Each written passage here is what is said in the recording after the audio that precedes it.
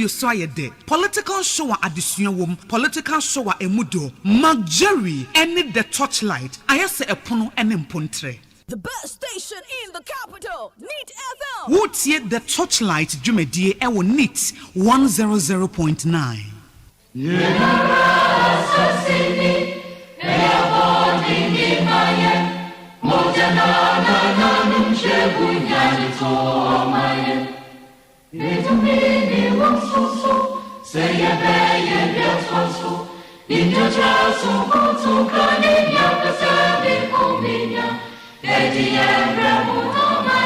What's yet the Torchlight Jumedie ewo Neat 100.9.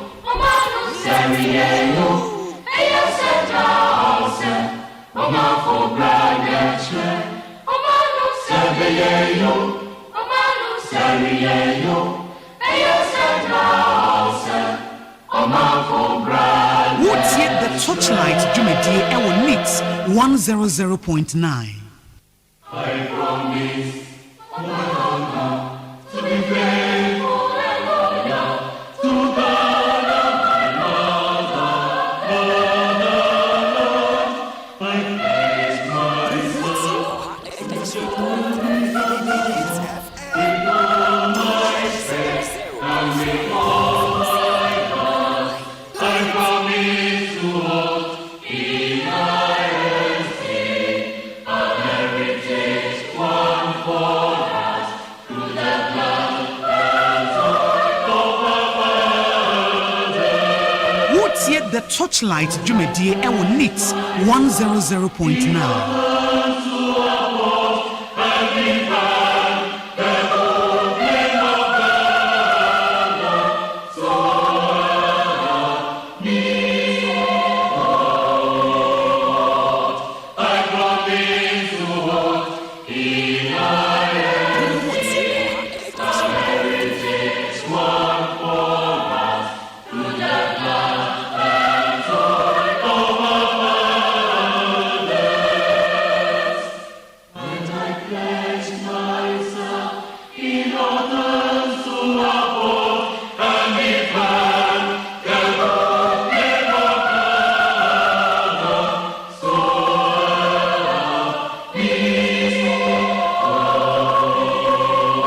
What's yet the Torchlight Jumedie ewo Neat 100.9.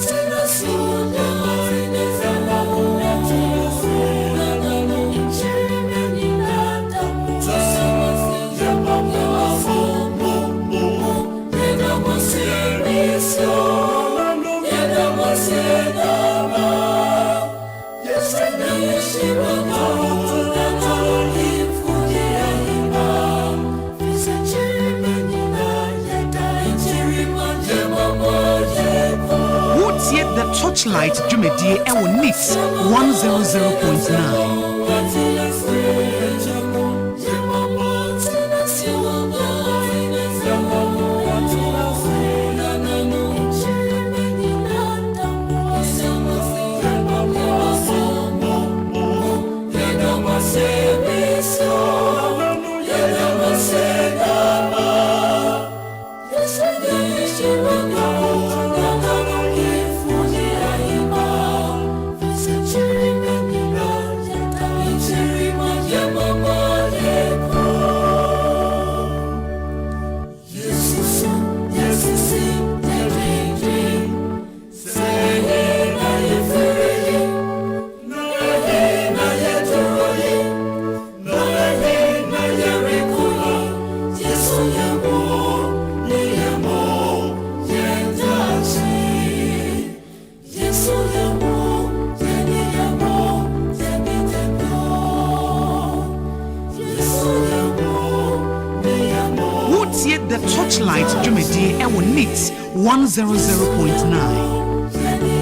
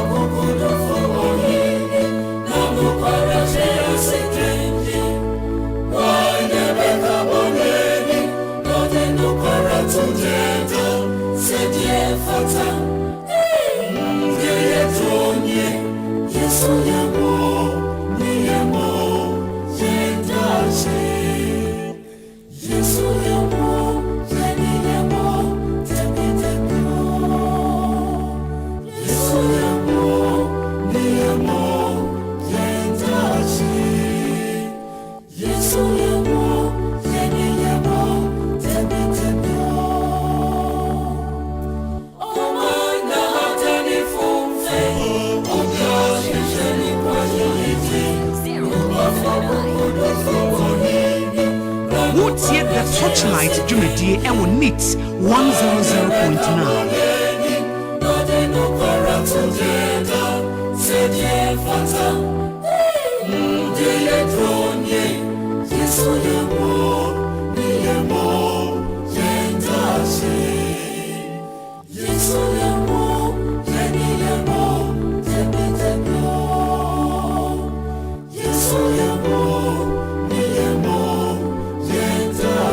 Wotie the Torchlight dwumadie ɛwɔ NIT 100.9.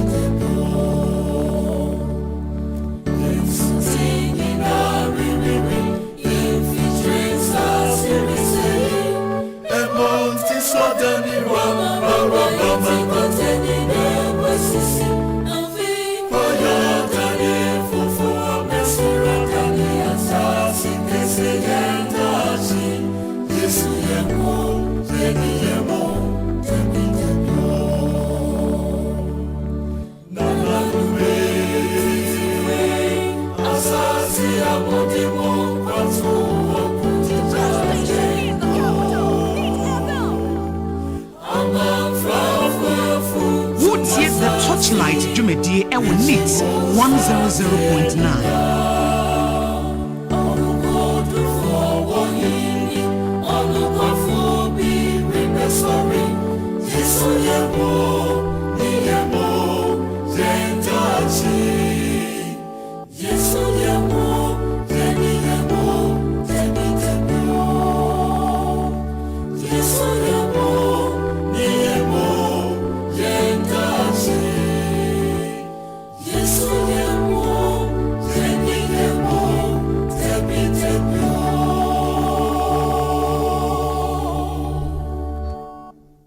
Jamo akwa be de bandit 100.9 Jomedie ye friend Torchlight ya de brewe ye ebenada ne ya wada bia ye tena sese ya na ye Torchlight na ye de brew ye ba be ya banyosem ye ba be hwe nsam akodo a anopa mu nyina ya buruburu bin mu a ebi so kra de afi na aba afi na aba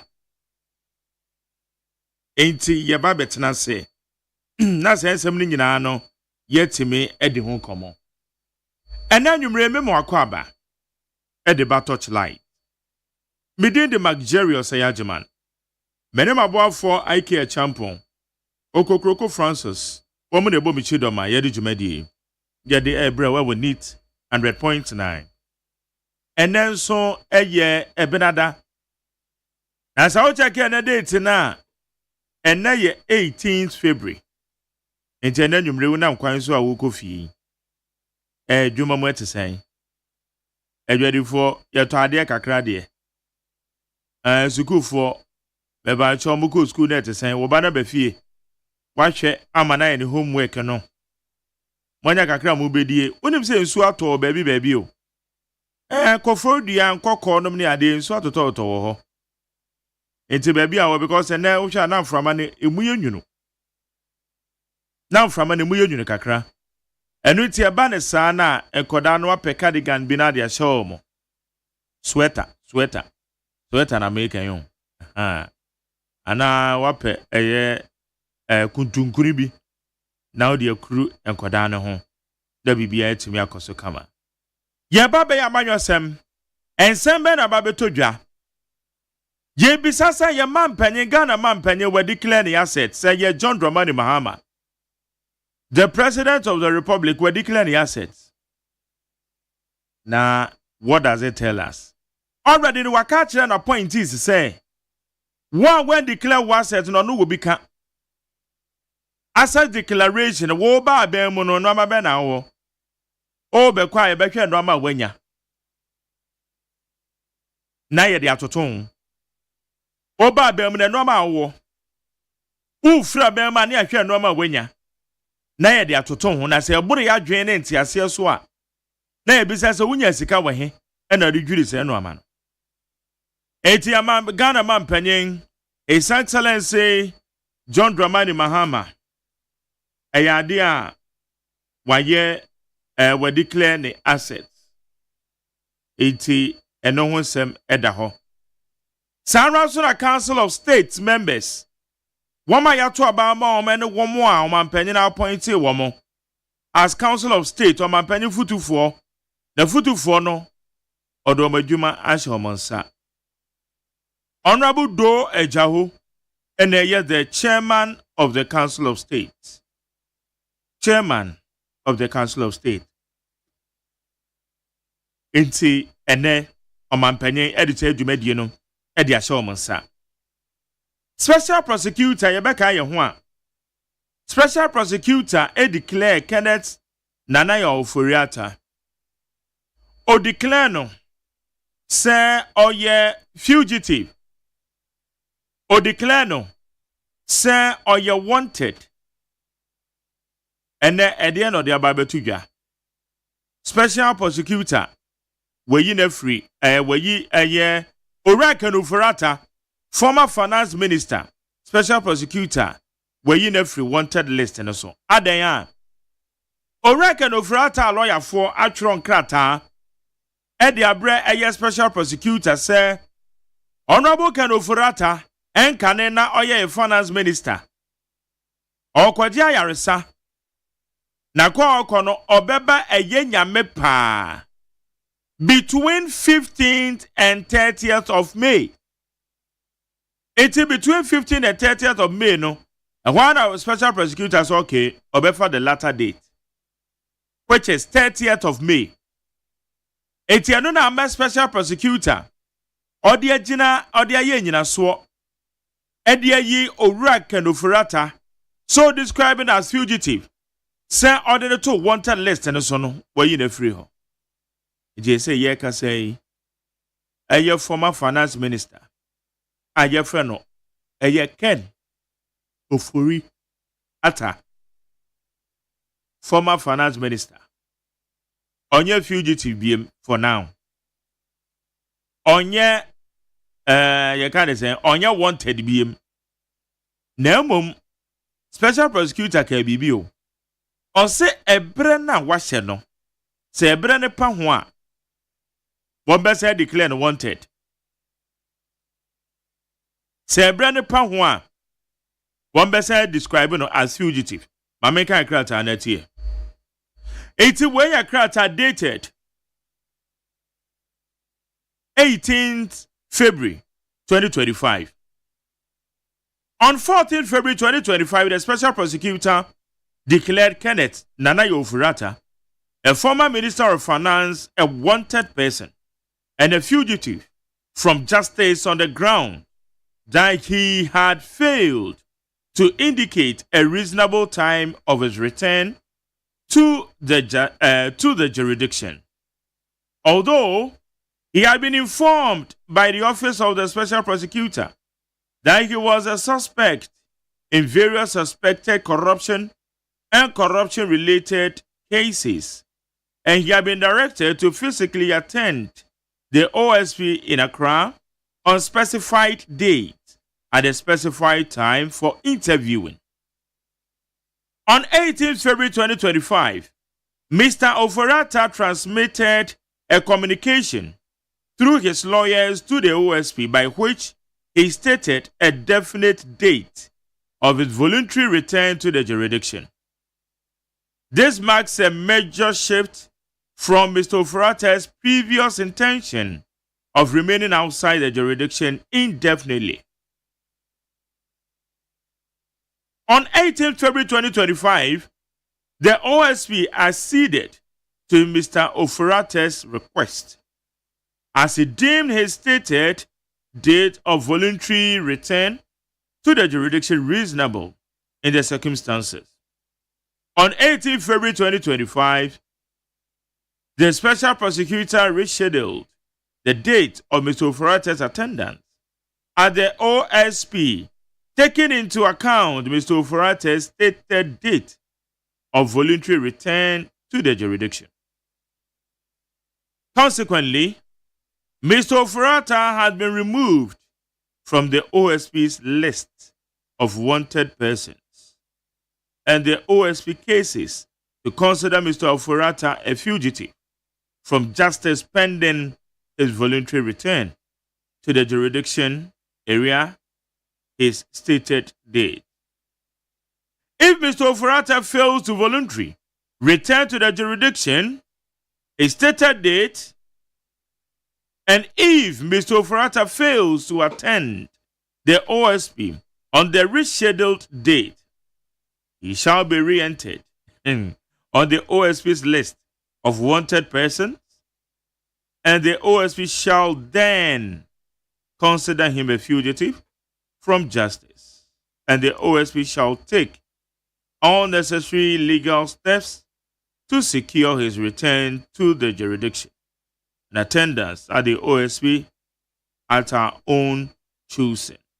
The OSP is committed to his mandate of ensuring accountability, guided by due process and fairness. So signed, we Orakisi Agyeman kasa na osan you. The special prosecutor, dated 18 February 2025.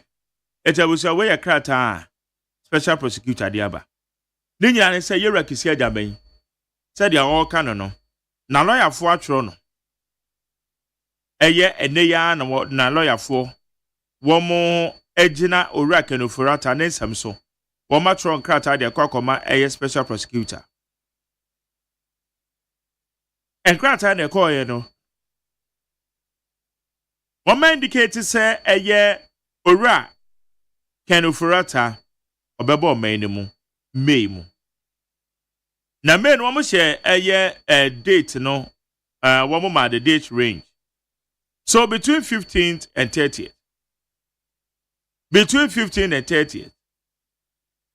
And now OSP for summer for the 30th. And for that matter, Sari schedule date no and no much anymore. Say Orake no Ofurata or baby draw man. It's in a way and some of the Ababetubia.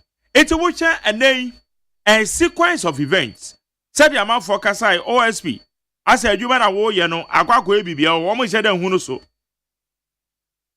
OSP and ne mitie a year Samida Akon our OSP office war. Na asama that all can say when we secure bench warrant for the arrest of Orake no Ofurata. It's not just say also abeka so man kokko. Those are the pen me questions. Na me bisa say OSP or court na OSP eya hospital Orake no Ofurata. Oda hospital for the tron krata de brain no aden hospital na any address o betima verify say nipa no yare ana yare ana bani gina mo no ene Samida Akon akire mu say enye omo no mbeko hospital ago hwe no omo do omo hwe no omo hu no enunti ena womo issue and now we declare Ken Ofurata as wanted person. One more sign, it describing itself a fugitive. Or then what can you? It's in and also a drama a war no. So what shall the fight against corruption? Now what shall a JDM? And warning, sir, or dear man as so for. It is through yeka yekin. Assas declaration. A idea very important at the JDM. And it's on one when we declare an idea. On one we declare an idea. Now, what declare an idea now, so we swafobi. And now we will be a yedi or may be a biasha on say who being yes so declare was it. Now, I will only declare what they are. Now we try at the end of the room. But they may be so. So we declare what they are at the end of the room because I can say JDM will declare the assets. Na so for wa mam warning say obia twa no be declare ni asset eti wa when declare we dey na say oh asombo no po wo a when declare one set no na je se wo asem ebo ne po eti eno so ade a aba bebeto ho eti yebedi ho komo na yebisa se wo hwe eye noama nan a His Excellency John Dramani Mahama kaye se noama nan ni nyina no in the inaugural speech in a womb say obe ensure the stability of the economy say obe hwe se eye constitution your constitution you be reforming accountability the fight against corruption and accountability and also account be eka normal nine ho no wo hwa the corruption fight and one of mutu a JD metu no say na de ma ene abedwafo de beba ha William Sangbo or a member of the MPP National Communication Team Saranso and Adoche and so ye member of the NDC or National Communication Team also ba beka ye ho na ye de dwumadi discussions no na ye de ahyehyɛ so e de amount dwumadi ye Torchlight e wo neat 100.9 na yentie JDM time a o declare ni asset no yentie isama na empanyefo e de tudwa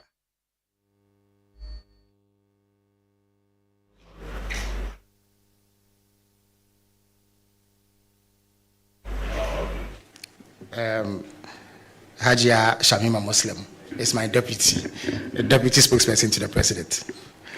And then Mr. Standobe is the deputy chief of staff in charge of operations at the office of the president. Thank you very much. Mr. Auditor General, I would ask you to do a brief introduction of your team and then we'll proceed.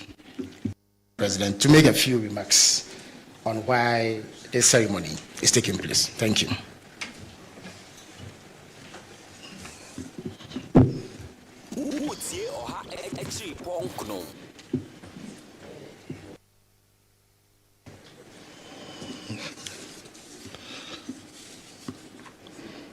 I was just looking at the statute the Torchlight access declaration 100.9 and under Article 286 of the 1992 Constitution, it names the President, the Vice President, Ministers and Deputy Ministers, Members of Parliament, and judges.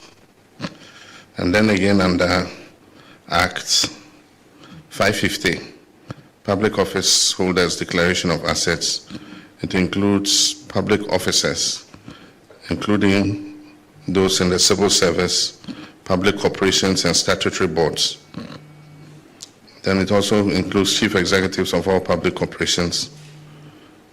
It includes district chief executives, and then members of the Council of State.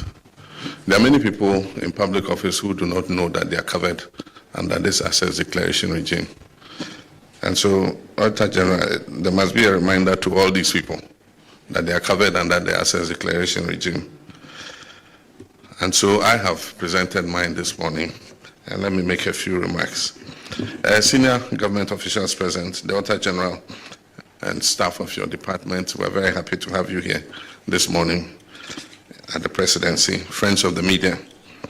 I've just performed a simple but brief, very important act of presented my completed assets declaration forms to the Auditor General as required by Article 286 of the 1992 Constitution and the Public Office Holders Declaration of Assets and Disqualifications Act 1998, Act 550. Are you an entrepreneur looking?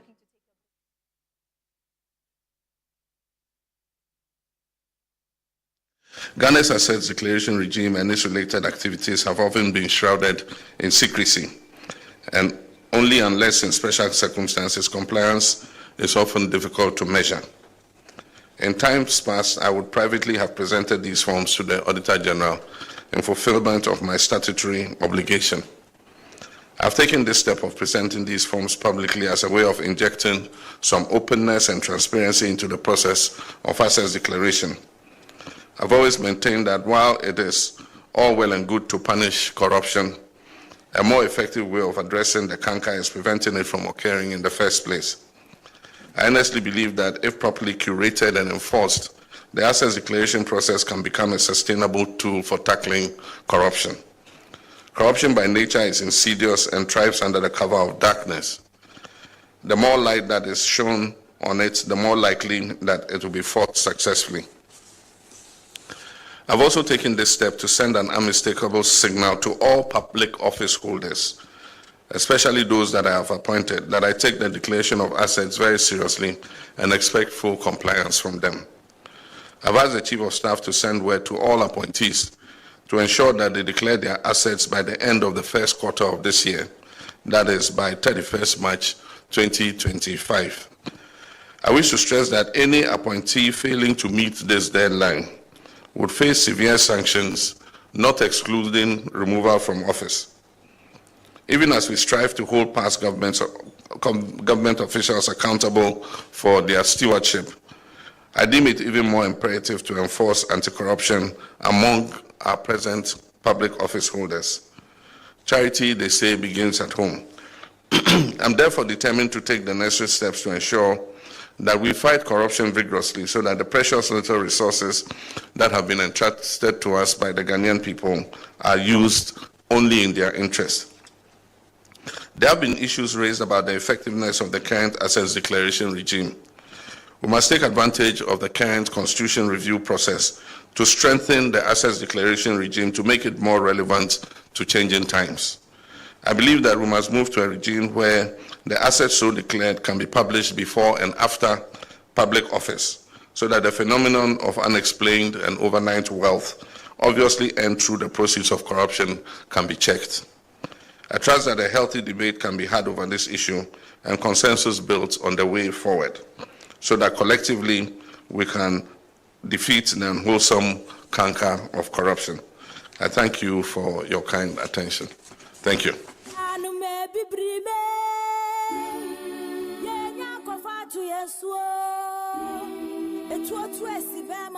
Okunkunim kofa ejina ne so akwara paadi kokwe hu ededa manama na ekire no ne adehyiamra kroma dansidifo mehwe kasemu kire awawade esumu apai mo hire nyakwa pie awawasem nie we de ebinsi pen ne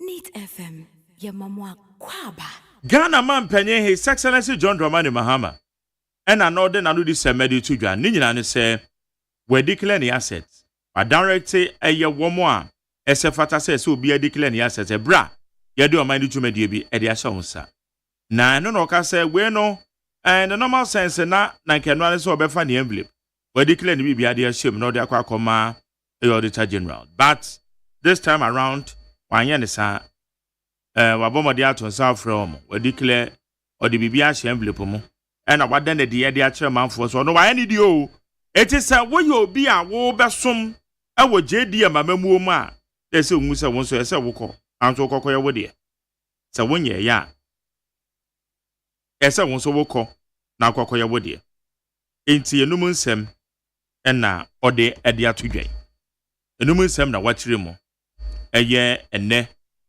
what declare ne die eti what does it tell us?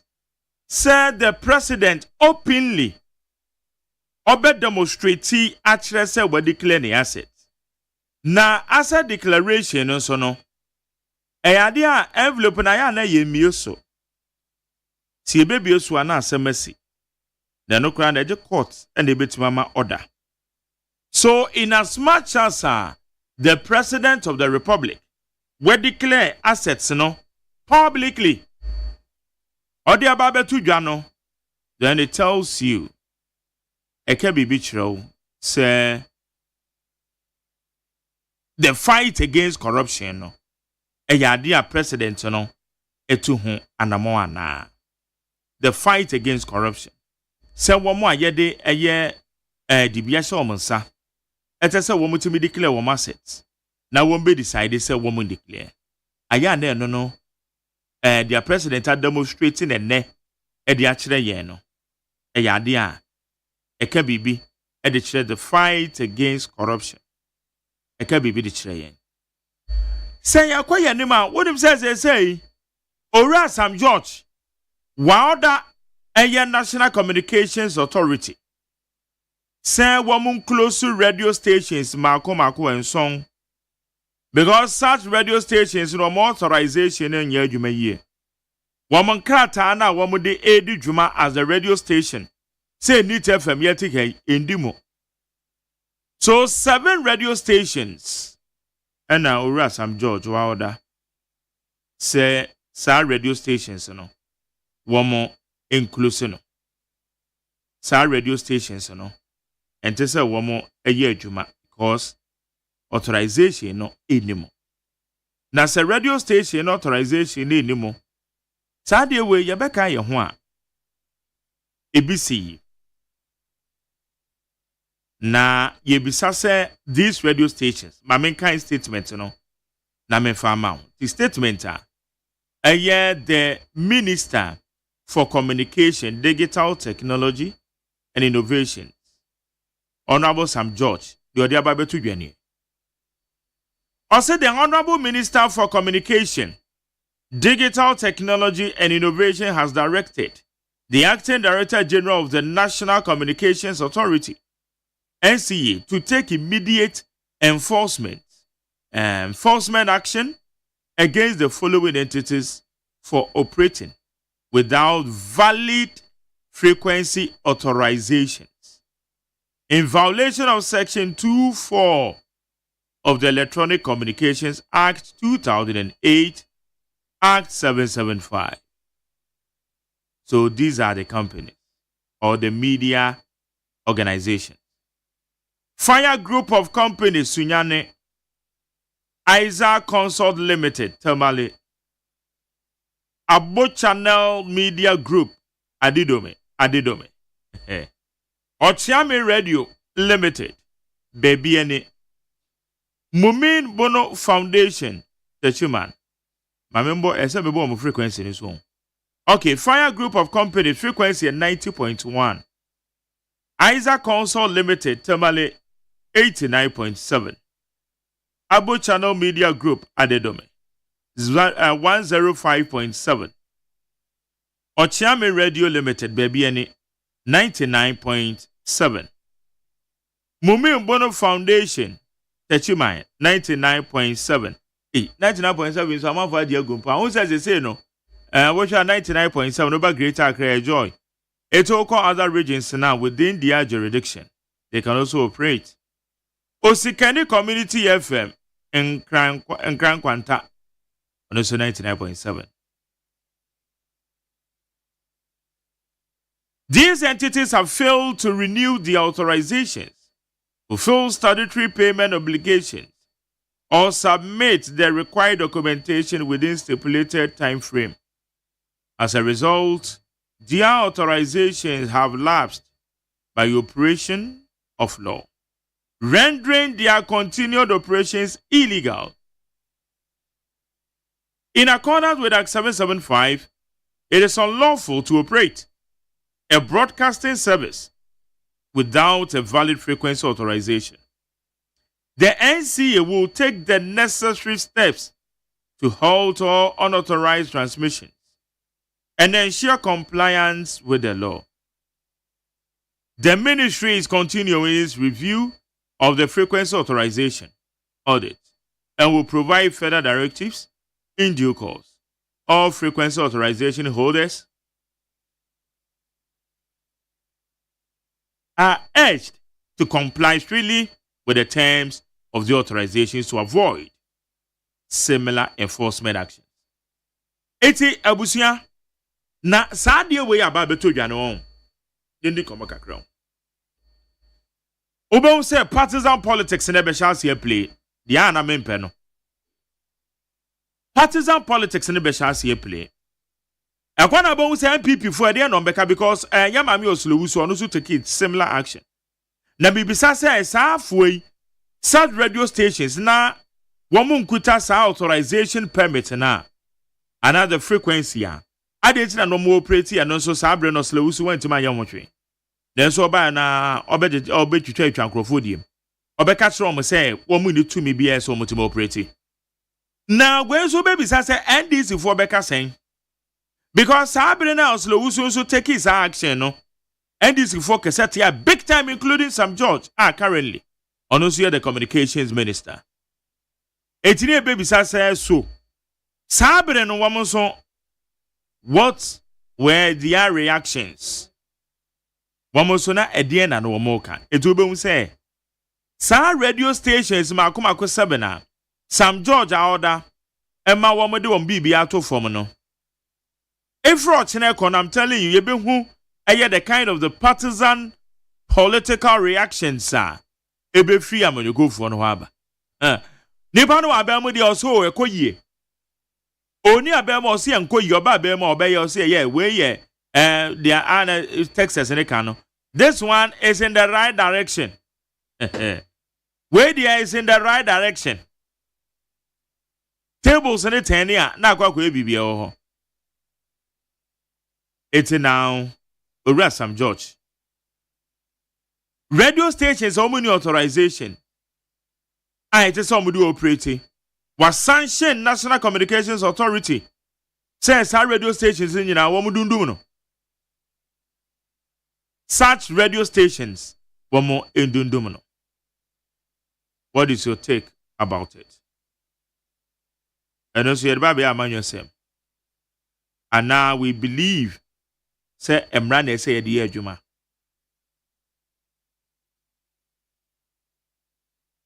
Because as a radio station, you can't operate without a license or authorization. Into which and also the communications minister or the abbey. Me pacho wa dwen kire. E won we de say. E ade no so ye behwe, ye bekenkan ewa ha ye the amount e we need 100.9. So we go Facebook live adwuma de dem wo ho. E ye need 100.9 FM. Need 100.9 FM. And I go YouTube channel now ho ne Despite Media. Despite Media. And no e ye YouTube channel. And also the fa hwa ye behwe ne akenkan bibia the amount e we need 100.9. Council of State afutu for the ma a year omampanyin. Odu omujuma asha omansa. Odu omujuma obia sa kana juma obeye. Enu ye the Council of State members. Na afutu be na we expect. Na nipa bi ka say Council of State ni di. Ye needless. Say ye needless, say ye needless. Ye constitution ni ye hyan. Say omampanyin ne ba eso nya na futufo. The futufuo no ene ebehwe na bibini a ometunufo na so omutunufo a omampanyin so obetia no ntie na no so constitution no enhye ne kete yo constitution se omampanyin no pa ene obetie anawnim omampanyin ne pa ene obetie so mpa mo betunufo ba futuo ne de o de betu baby. So what we are asking, and now I'm in the Council of State, where no great home. What kind of a futua would you say won't be to me the ama a Uganda Mampany? His Excellency John Dramani Mahama. Oko Facebook Live, a you need 100.9 FM. Need 100.9 FM. Obe to me actually waging ewo. Na ye won't so in seminal said ya won't see a woman ever. Eto ko hwa enu to betu ma kire adwen na Ghana Police Service ana ensam no ye bia so kakra Ghana Police Service Ashanti region abatu obi ko so and now no ya wada I think na watwe mu no ena ko ba say omo ye rerun of the election rerun ko omo ye na enra no entokwasi rerun entokwasi. Na the ebisa say Ghana Police Service. And now no na eye Ashanti region. One more Council of State elections are. Modern krata beto abonten say one more mukodi sa nyambra sam ko yes one mukodi sem unu no. Mo hwehwe om. Mo atimachi om ana. Because police personnel numbering over 10 police personnel. And I never ground so.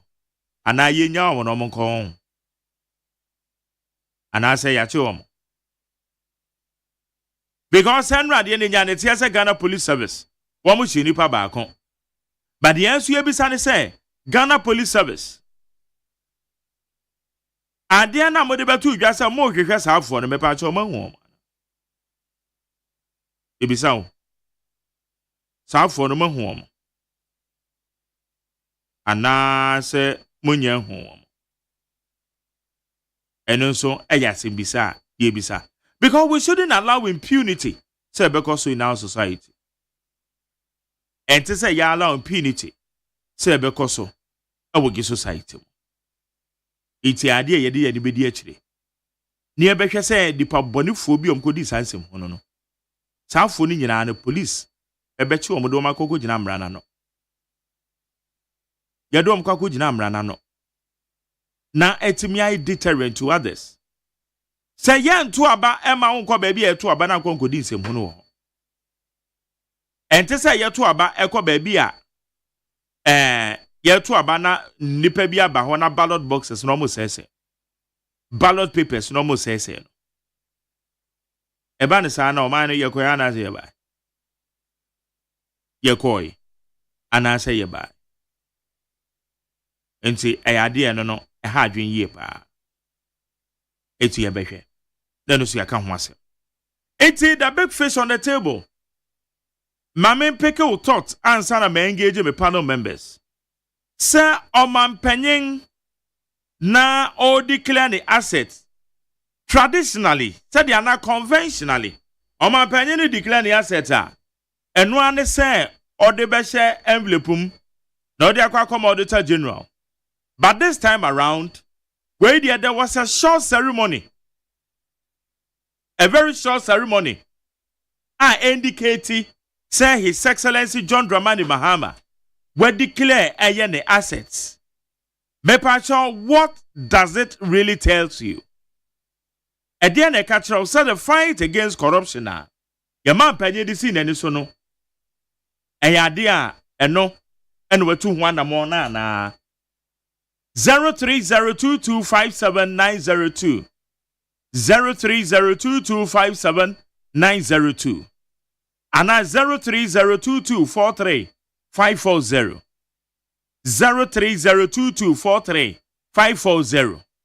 Your thoughts on an amontuo ya conventionally ye nim se sa na tie na Ghana man panyin adanadi eto sen meba cho memwayo.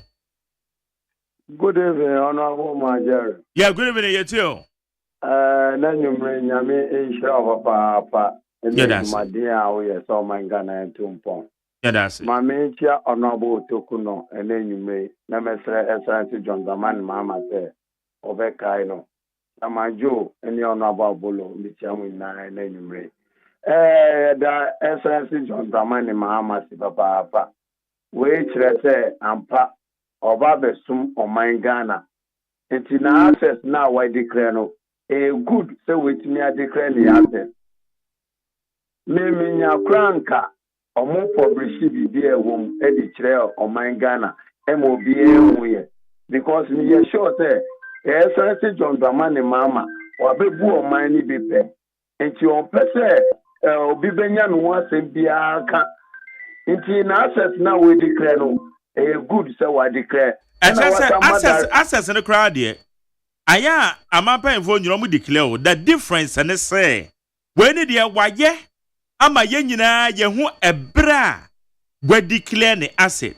So be a short ceremony. We invite empanyumfo a wo mu free Auditor General's department aba betena se we declare the amount. That is the difference. Sir, enu na kire say SRC John Dramani Mahama Edwin Oman Ghana ho na ye de Bible tanechi ye wa ma directives so say appointment bi biara ya ma wa appointment bia no ubetimi a declare wa asset because when declare wa asset ono ontimi ni wonye juma entime sere omuso say omuso betimi aye sa ade no na Ghana omuntimi abo ejuma ama Ghana abe kraveshe Medan say and also with the idea ba mame fa we wa hai meba cho me mo adwo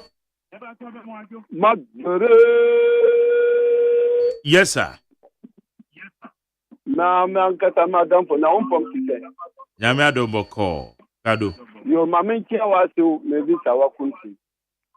Mamma Kia honorable Jasun Koja.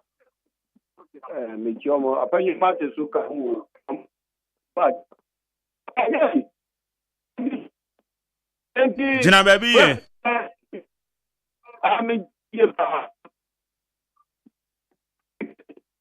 Hello. Okay, Gado, I hope I know you. Beba to my joy. Yes, I hear you, but on so. If I show you, with the union, Okay.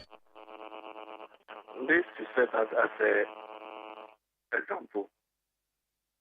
The whole president, what declare me as a meaning say, there will be pain. I be chimono on person the same thing as you, and we should politicize this. Say, and this no. As it's urban review na Egane. Ye say fata. And the meaning say, there, why no senior point is the EPP, and ya often one channel. So what he did know is very good. It's very good. Thank you. Okay, medan say, and also with the Awadiaba. Won't so what you interest, say, or man penning publicly. We declare the assets. Am I who? When na we declare, Bajo? hello, there, good evening. Yes, I hear you. But I'm living in Birmingham. Okay.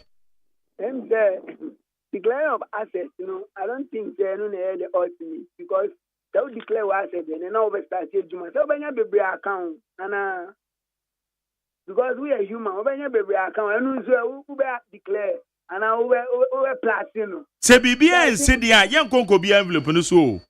Okay. Eti adi BBC na court no ehye auditor general say on be envelope no so na yenhwe. Say BBA and say the and hye na wo no. Okay, and I think there is a step in the right direction. Because imagine, as a human, there who are 20 crowd over age, automatically we achieve the account. There no name controversial, and I think It is wunya normally be ka ho na atwetwe aso a. Eno ne yade ubegina amrana na bisa say unya sika we he. E na wo control say normal we be ka ho no. Okay. But mami boy John mama, but me boss back pay na me say it's man obey man a Ghana for so. Me say me din say oye mama me nti pa. Medan say. Okay, neat 100.9. Beba to ma joy. Maybe also my Jerry. I don't know me because I don't know you. You and I remember I count the minister on church the general secretary. I'm sure she wants a phone so Obama pa bola. Oh. What do you mean? And it's a one year man we not a proposing to Tosua. Ebia, me bread in here and I media. And what do bread near ya, sir, and young dear? What's it? What do bread near ya, a handy? Maybe bread near the Swaza, a Kululu. What do you say? You need that son say Kululu say a media. And that's where. Bebato the academy tells you. The American say Ghana man penny publicly. Wababa chre wachre time or they declare the assets. Now question will be some and they saying. Oh, me na me tell say what declare there. Fine. And I me tell say what declare no. Na say ebi wo ba bi na say what nkrofo dia to so na ye ne dia nso e. Eno na ye mbrasem etu susu say. The omampanyin ehye ne envelope no mu no. Se wo ho evidence. Say when declare the japade bi a eno na say wo be court. Na court na hye ne bi envelope no so ahwe. Say ejapade na mpa say when declare. Okay, and you will be amfane di mbra. Bye. Yankwa any medan say beba to majo. If I tell me you so. Yetio. You come here, I don't watch you because I fear denta. Yo, Jerry, I'm say, ya papa, my penny, John Dramani Mahama Yana. Maybe, sorry, bro, Martin Sukacha, then in America, sir, me who say, ya papa, John Dramani Mahama, chere, Amambu, Papa, Bruni Becca, good governor. and near all your washa and I friend the principles of good governance, accountability and transparency. Or Chile will say my declare me asset. Then Timua Mudimechino Monsiame. And we hope and praying for President say Nyawasha Siano or the Beko Atwaso. Now so Mahama Etwa Amambu say oh Amambu Papa Mute na Ghana Bessisa Yanku Ponsha. Okay, Madam say and also the Adiaba. Meba Choma Yoha. Magari. Yes, sir. Mataba na uchi mele. Aha, Gado. Enti dabena o mampeni John Daman mama dabena what declare the assets. And I'm also yeah, Casa Bebre ya fe na we beside this question. And they are no here. Magari. And they are no here.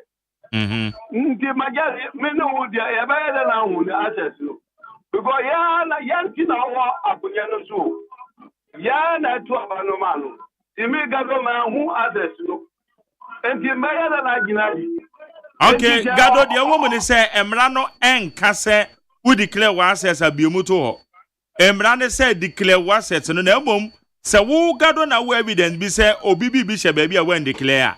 A your court now, the Bacona court and I share your could be envelope in the swag. Magari, Yagana Milano Bebre, as I am Banchu Koshe, Naya Fupro. Because Milano tell your Mochikino, attack the Kiriatimamo Phone. Only Papa to my audio now or Panu Wako. And the ambassador constitution there. Young Jana have a brain. I am constitution no Moody Bebla or Moody Maya Gana and Mudia. And why cry now? Omumba did not ministers Nuna. Chief of staff or beyond declare the asset. Now you have to have you or be a one here like Japadia, a very young cigar. You got that way, I want Bankahu. And the Pakahu now we are working about Pazua, Yabaka Kubium. Is that they are not more can for the Atano? Yabaka, you have been Musuta. And that is the one who managed to do more Moatesu, or more Munkosi or Whitema. Managed to come what as a cry. For more. Okay, Medas. Meba Tomajo? My dad from the day. Yamiado Mehoya. Yeah, watching very cathedral. Okay. Movement for change. Fonina, Michio will be a Ghana Fonina. 2028. On shall say, Papa, Ebaba. Now, Mike, as a president or declare no, very good. Nagana, this year, that access in Nano, a paperwork. Media, a Kamedaya, dear Betsy, a China Wednesday. Namatise. Abaya wa free sway and peniphobia or movie or Mexica be a man which Sabagana on Jessica Maye. Mempesa I am from Lebeco Biamu. On Jessica free war more known from Wong and overshow minor. Burkina Faso. Some are almost President Jibeku, so they bear a way away. But it's up Burkina for what you might Jessica or Eddie Amano or did develop or Burkina Faso. And he must say, Ghana for a year here, Party say. Obasha abaya wachamu yimu nenkofo ohwehwemu na obi a owi o man sika biano onyi sika no va mu o man no okay say yetimi ko sika ma na mo metesika no mu botom na mo wi a mo si adika access na paperwork me ti o access be dey dey abi o mu ni say o mo nyi sika no na mo va mu nsuo o va anya light o va nya bi bia na ye benefit o ho benefit sika o ho onyi ma ye medanse. Okay, call me and say, I don't want to was all the about. Mammy Fower, Mario. Yes, sir, it's you. You, if I do Apollo money. Okay. Your mama, dear, say, Niente to Abaman and say, Omba fighting corruption. I don't think you're not going to Abamano, mean that out. Because you're under near cost to one people, I'm a moon, Omun, God also got about me, Cassa. Now, no more papa. Wow, no more on come to crack a crack. Gado, air come to cry. I don't know. I'm going to now I'm most about Bahama. Now, they will move by example. Now, what they can access. No, my support what I say, or can say, me appointees in our bed declare or access. You want corruption because of corruption. I mean, to about corruption and cost of manumuna. Your own containers are culture music. Baby, no. Then you know a type of corruption. I am poor manumu. Into a pedem, Mama, Niawu, no. ye pese wo make sure say wo government appointees ni nyina munya de no pepepe se de be ya Ghana for ne beje a ye betu amoso ba se mu ye mistake ya and ye se Ghana for ne biu mu go use sika na ye betamo mu tan e corruption na ye Ghana for mpe no ye serewa accountability na ihe Ghana for. Okay. May I say and also the Adihaba. Maybe to me mojo. Yo, mpacho msimijo so. Yeah, yetio. Yo, mpacho midindi onyakete sondodowa. Mpacho bebre nkomodidi no pese musumi be mo kakra. Mpacho ni ya mpani ye no. Ni kwan so ano no. Esanse ono ni pani a odi wo manim. Enti no ono sana ono watwa no. Woni pe bia wodi nechi a wo so no untumi ntwa sasa no a. Eni de ne chese unka ne ho a obetumi na bu o man no. Enti me de no ye no before so na eno so kyerɛ sɛ ampa opese for any catastrophe no ano etuntwa nti me da mo ase mu ni nyame nyadwuma meba to wo so yeda se wabem enti dia yedi ye ofa di kan no na ye je wo to ma o mampanyin the access declaration na why me no ka say the William Sangbo atenase member of the MPP National Communication Team William Ajoy me ju so me ya beba Mazeze oh nyame odi acheme odi acheme pa ebi ekoye o party mo so mo follow ntade na o mekode oh ye follow pa ye follow pa okay ye ninu esiso ti say abowo aha ye hwebo no pepe baby abo no be fa bia no ye monitor aha ti anwumre nso de ye betia etiefo na ya chia ahwefo nso on Facebook na mechia my sister bi of France sister Kate Blessing nyame onye ne kese na oma na hodin na onye adwumadin na omra no bebo Ghana man na mechia godfather of Kanko South Jonathan Odate Badu godfather baby obi nyame nhyira enyumre nyame nhyira na onhyira Honorable Ahmed Atta former MP of Kanko South no so nyame nhyira no pa and I'm current MP for Tobo Waonim Obason no Gloria Wusu Tobo MP papa na friend say Ekwefi ono so NDC for Sebi and former President John Dramani Mahama nti mama menu security na obvanye de abato ne so kano electoral commission for no monye adwuma ne yin free na ba kon ya de ahangi a just nobody is showing concern as president there should be his concern or making sure say mama na electoral commission ya Abdulkumanov na electoral commission mama ni kan say mama security ke na me police phone provide security na ewa and na make say president on fana no tumbi no make sure say sa asem no yentini fi ho na yemfa sit ni ma honorable Ekwefi because Abdulkumanov for eto abama no say oyoba obetimi edi omanima obetimi akopre ni ma e dey abba consensus no enti enwumre de honorable Ekwefi wo de ma akoma to yem ne yo de ne de nyame na de cheo enti obi nu obetimi e den e fa akokwa sabi ebeje frusem Emma Soda o nyamidim Magari yes sir Abelande mama kind yeah asset declaration ba bejo thought but mama kind statement way from Ghana Education Service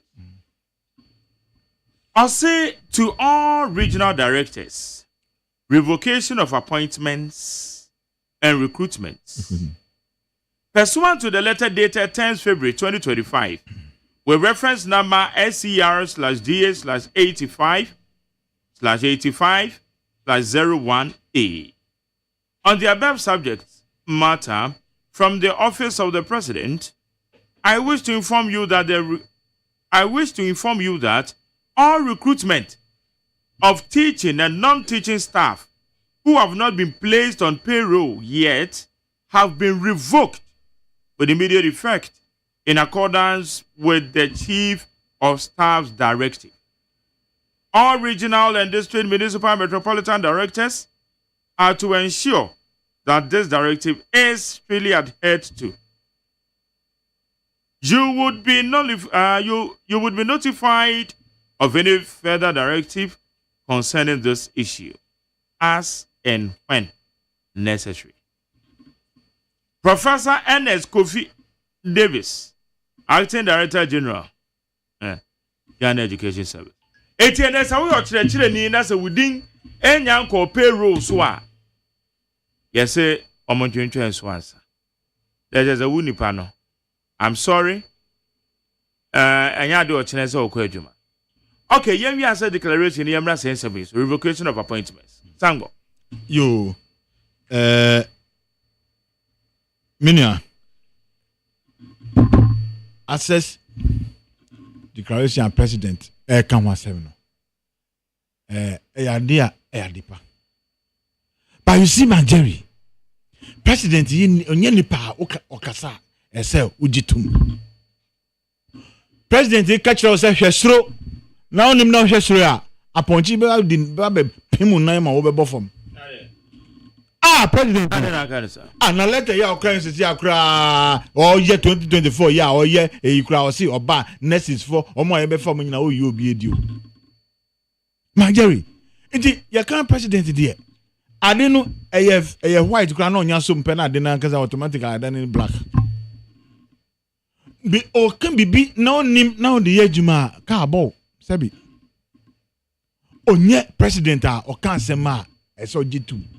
O can say hwesoro a hwefom o can say hwefom a hwesoro because ni promise bi enu a o ye den o kan kire ya o wini wie ya o de ye adwuma. Na o can say ye benya education forum obe review. Ayen na forum ya say ye nei. O can say ye benya economic forum. Mageri. Also all the 60 ministers and the bebu man. They say ye can say aka 4. Magel inkwara wo school amontwe aponchi kakra o promise omo no aponchi kakra ben Magel onega na papa yi kan say o wini ya school for head for nyina no obemmo musika no mo akoto aponchi wo djom abekunu ema akwala nanya aponchi ni hwia sebi kra anya bia ye den awe wa promise omo aponchi mankwala ya aye pa odene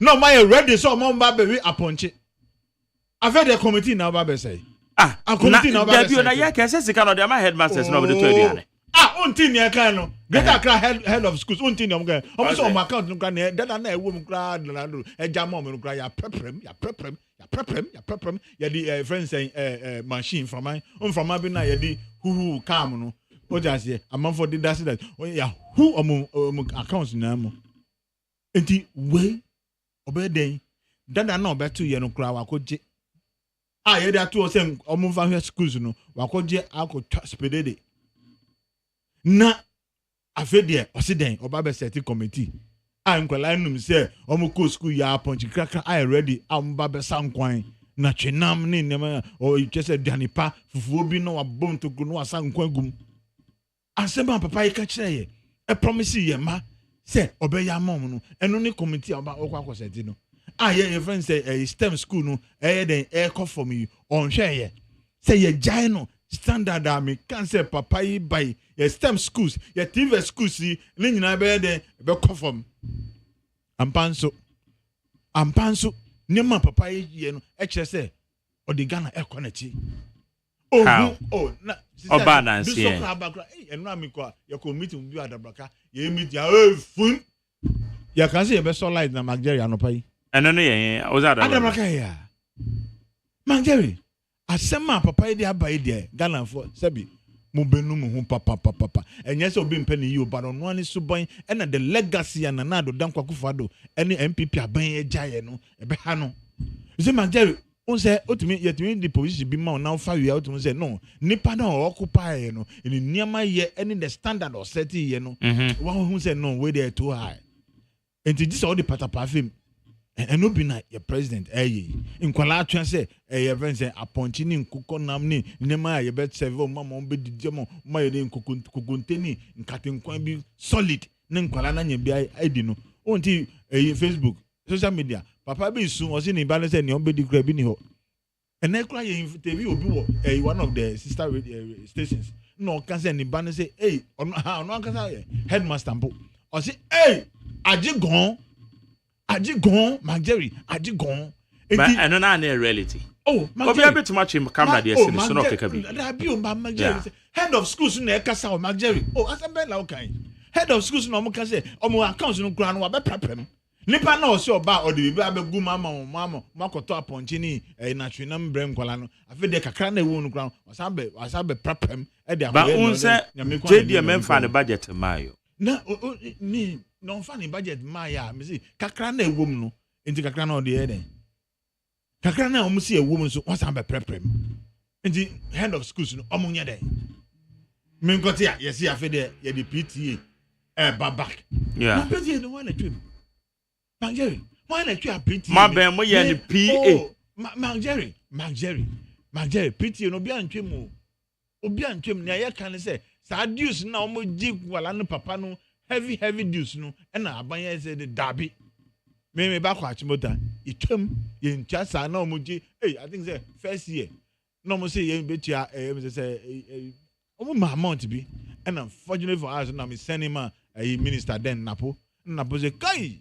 Ade de asembeba ene twem enti enye se PTA na twem ba ye se dues tuana sebio ye de ye mfa nye nyema se amafo efam esam kwan no ena ban se dabe ye nyi fi ho aban na be provide bibia eno ena na Ghana for hwehwe enti ne all can say ye declare friend say ye asset no na Manjeri sebi me government Honorable Abrakwa Kujeta Abraka no woma where they could declare friends asset declaration. So are you saying say one will declare the rightful assessor? Oh no Mark Jerry from printing press to living in a airport hills.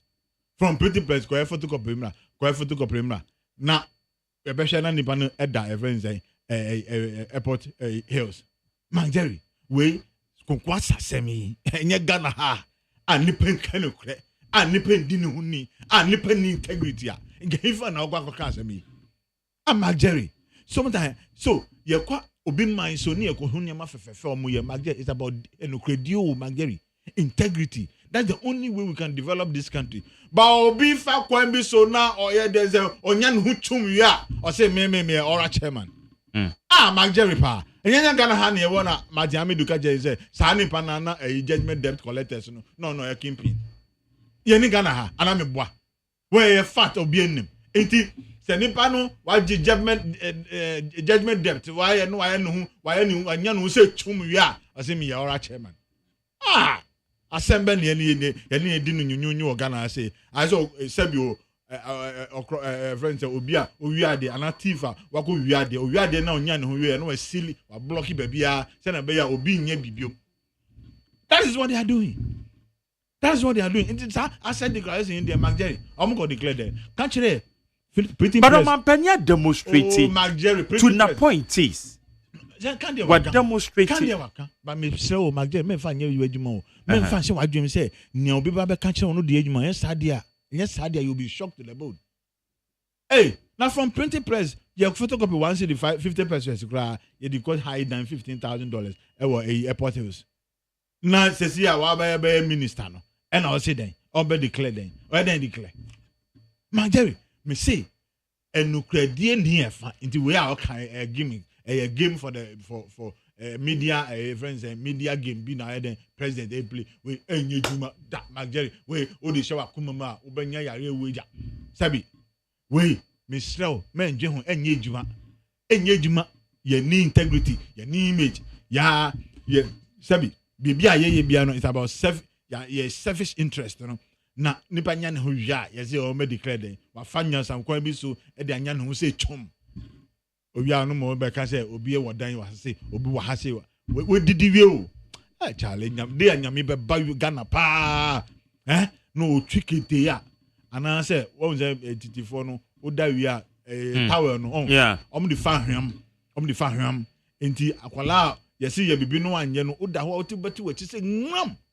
sabi na nyame be yenye Ghana oba sebi penfon bebre di fanya sankwan bi so krono kwan so anya ohum wi a afede o say o ye oral members nti o de o ba be kire nia obi ye o ba be kire kwan ya obi fa so enya ne ho aden enye kokko de John na amanfo ye yi wa we didi mu awie o didi mu wie yara o block o mpese obi benya bibio nti o kire kwan na evidence ben the wo just obi didi bibio me say Matiamido ankan kire Anga say ora chairman no judgment de no friend muncha na ye chacha na onya ho wia ozi den yen chacha ni ye chacha Martin me do na be kan na just say na no Ghana ha no ana nyo no ne eye friend say Attorney General Biden ana say na ye ko say me boa Martin amedu boa de me boa senior minister ena kan ye kan kire wo Ghana enti sabe Magjerry we no enye ni pafoforo bia ye be ka say ye ni momo track record odima say ena na make say ye Ghana your mind sebio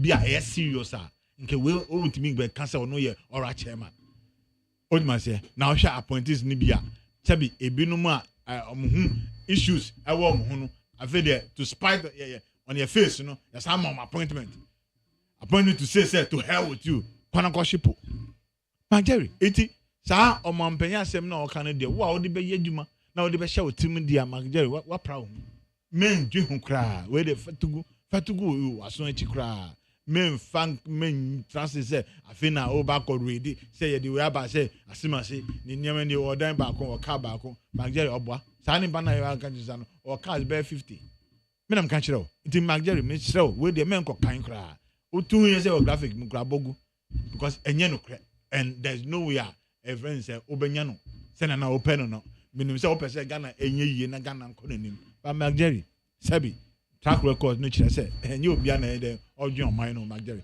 enti media sa asset declaration it on the mampanya ye no waste of significance waste of resources and waste of time and a waste of media coverage me na kan kire o Magjerry you know you I mean you are Ghanaian you can no kre no odman say obetimi ye a friend sign a photocopy once the 50%, 20%. No otimi rent dine $15,000. No be ankan we. And the damn you na nipa be catch me I say me ha me ho. Damn you. Sir, otimi kan we nyina kire ni agye atum ni aye no minister. Asembe mpa na awa me ne nyina nim say sebi photocopy no oye den. And I just okofa a friend say schedule bi dia shame. And obaka jim say no to me bo outside. Magjerry, iti wiase ma ye wo no. Nema bo ho a when you know say na be ko na me ha ho kwa yes ya rekra be bo. Ti Magjerry me de sa asem fanye djuma. All right. Yam switching yanko a revocation. In fact, Doche a member of the NDC National Communication Team. Make sure you so babekayo. Revocation of appointment. Was some yin crop wedi. Ini abembi asesa say yin crop wedi. Me de me hu ye de but say ye bia make say Magjerry must we continue. But me fair. Say ya call election. Na Magjerry we win here. As if say Ghana no the end no. NDC amma. NDC wa boomanya be 20 something years as ye beji ye. PNDC 19 plus a year friends democracy 8 years. Oda be count 27 years. Unso still MPP ye ba bem in your koye and omo baye and yes an baye. It me say me lose about to Magjerry is not the end of my life and I say we are say e normal. And me obi hu say and na kwako ye titi na emi nwanwa because I felt say baby I do no kaya pa hu. O lose about to and I say what do you know hey master me lose je. Me ko tam baby also o lose a and I say o dey abre me na me so me krom.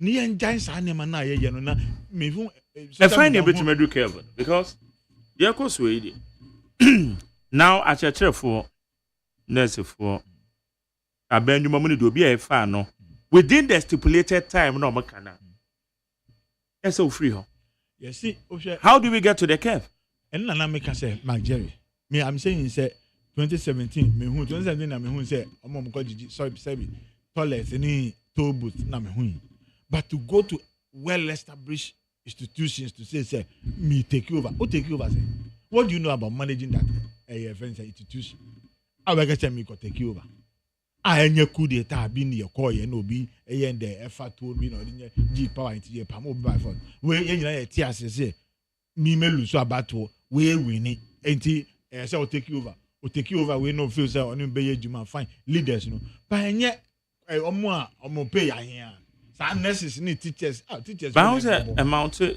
adentina aban atena so amafo bomokwa matena so for 8 years latter part Ghana for to aba e de tia mo awie na so ba be ma employment ana Even though Becca Samrana ma on but reasonably yeah.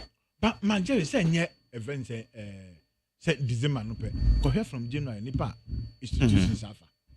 Ko for 8 years no ko nurses dodo ayafa. And MPP aban bi I feel say youth no say concentrating on them.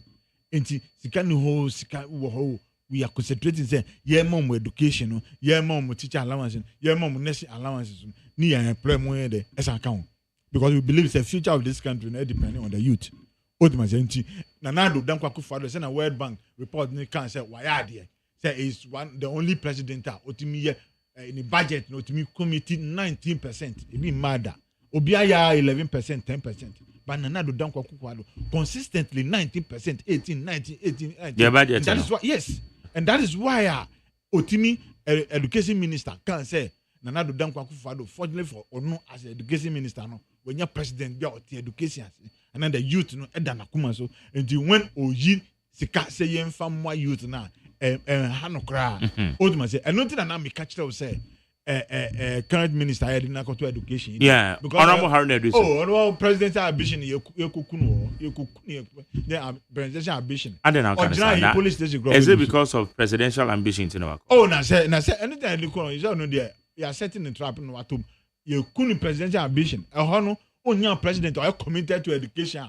Or yet to send another Dankwa Akufo-Addo constantly, all committing home said that 19% according to education because World Bank report just said at least 20%, but he was doing 19. It being mad and they open Bonabaso on that. So I am saying, sir, Emrena ye woman, Emrea Ghana for just say because Nyama na former president and a binder than I MPP abanya me yet party to it no Nyama na ye ne educhem Nema akase ultimately because we believe say onya wiase musika nyina na wa hwehwe wo ma Jerry Sembi ebedu debia ohia obi akoto eduro bre okra onya bi and that is why Nanado Dankwa Akufo-Addo invest so much into the youth say Ghana be jan nine so enti ya fairness na last minute ni efebia also there be because you have to get because ya to a baby Esonya clearance ya to a baby 2016 yeah 2016 December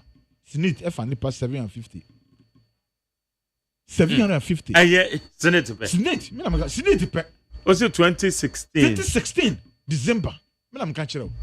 Now, Nema Ekom no, Mark Jerry, you'll be shocked. Are you sure with the figure? Oh, I am telling you, the pair, Fred, Senate that no, Obe bo match row. Obe can't catch row. But Sapa Pana ya, dear say, Oba no so okay. Omunyina mo ye de omo ho manage kaka and then almost time swing and confirm and send later. It will be need a chair as an yes recruitment. Because Nipa ye dibe gum no. Oh yeah de and Magjerry. Hey, you know Sebi, you know NDC for me smart o. Nema me Magjerry. Me see ya 5 bin mo kra mo anko a friends interview. Omo say omo fa MPP NDC 600 no ma fa MPP 100 mo no interview gwa wa here onko. Somebody say a banner be you are only see you first. That is NDC for you. Well calculated. The boss say you planner. Boni ye pa Magjerry. So Nema ekuko so no die. Youth no na mobo. Youth na mo feel say koto abamo na nka yen system kakra. Na sesa die start sooner than. Enyumre na me social media na next ni ba ko bi esu was obi studio. Say dey Esu say obi. Eti sanwo wonyi ntum say yen chese mra bi say ebe ka 3 months na ato aba. There shouldn't be any major decisions like recruitments. Yeah. Because nipa no recruitment a process o. Yeah, a process. But process will start when? Yeah. Okay, I start here ya to abawie. Yeah. Aban ni free so. Yeah. And so many people bi so adwuma no aka koma omo. Yeah. Akwa we no nyina aba. So you better na akwa say. I'm here on the public sector and to say a friend is me new private yeah. We be interview and there. Now we are okay. Wait me aka say okay, you man 3 days. You be say okay. Obetumi start adwuma 2 weeks time. And I say obetumi am a month. If you are young cry it make can say we need you with immediate effect. No I can say oh Mr. Mo mama me 1 week be and 2 weeks be na me fan come 1 to be na me mra na ajatum no start adwuma.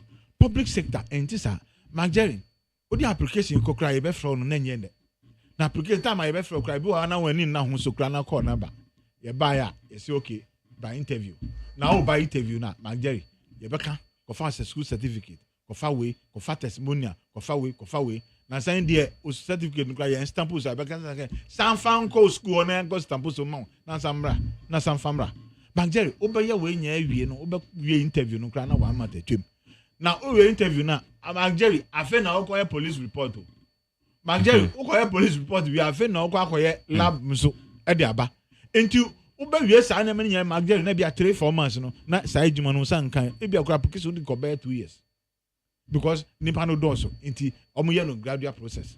So I am saying say youth na ye form omo ye Ghana for nti let's make sure say you find kwan bi so I bet me and then I maintain omo because ye can say on be maintain our public sector no. Yes, omo unemployment near security threat. Yes, and you can say na security threat Enti can say okay, and the national security and understand defense budget you bet me and then e be kura their sustaining kwalai no mu omo wa adwuma no na ye nhwe nia e bet me and then aye kaka will be able to absorb them.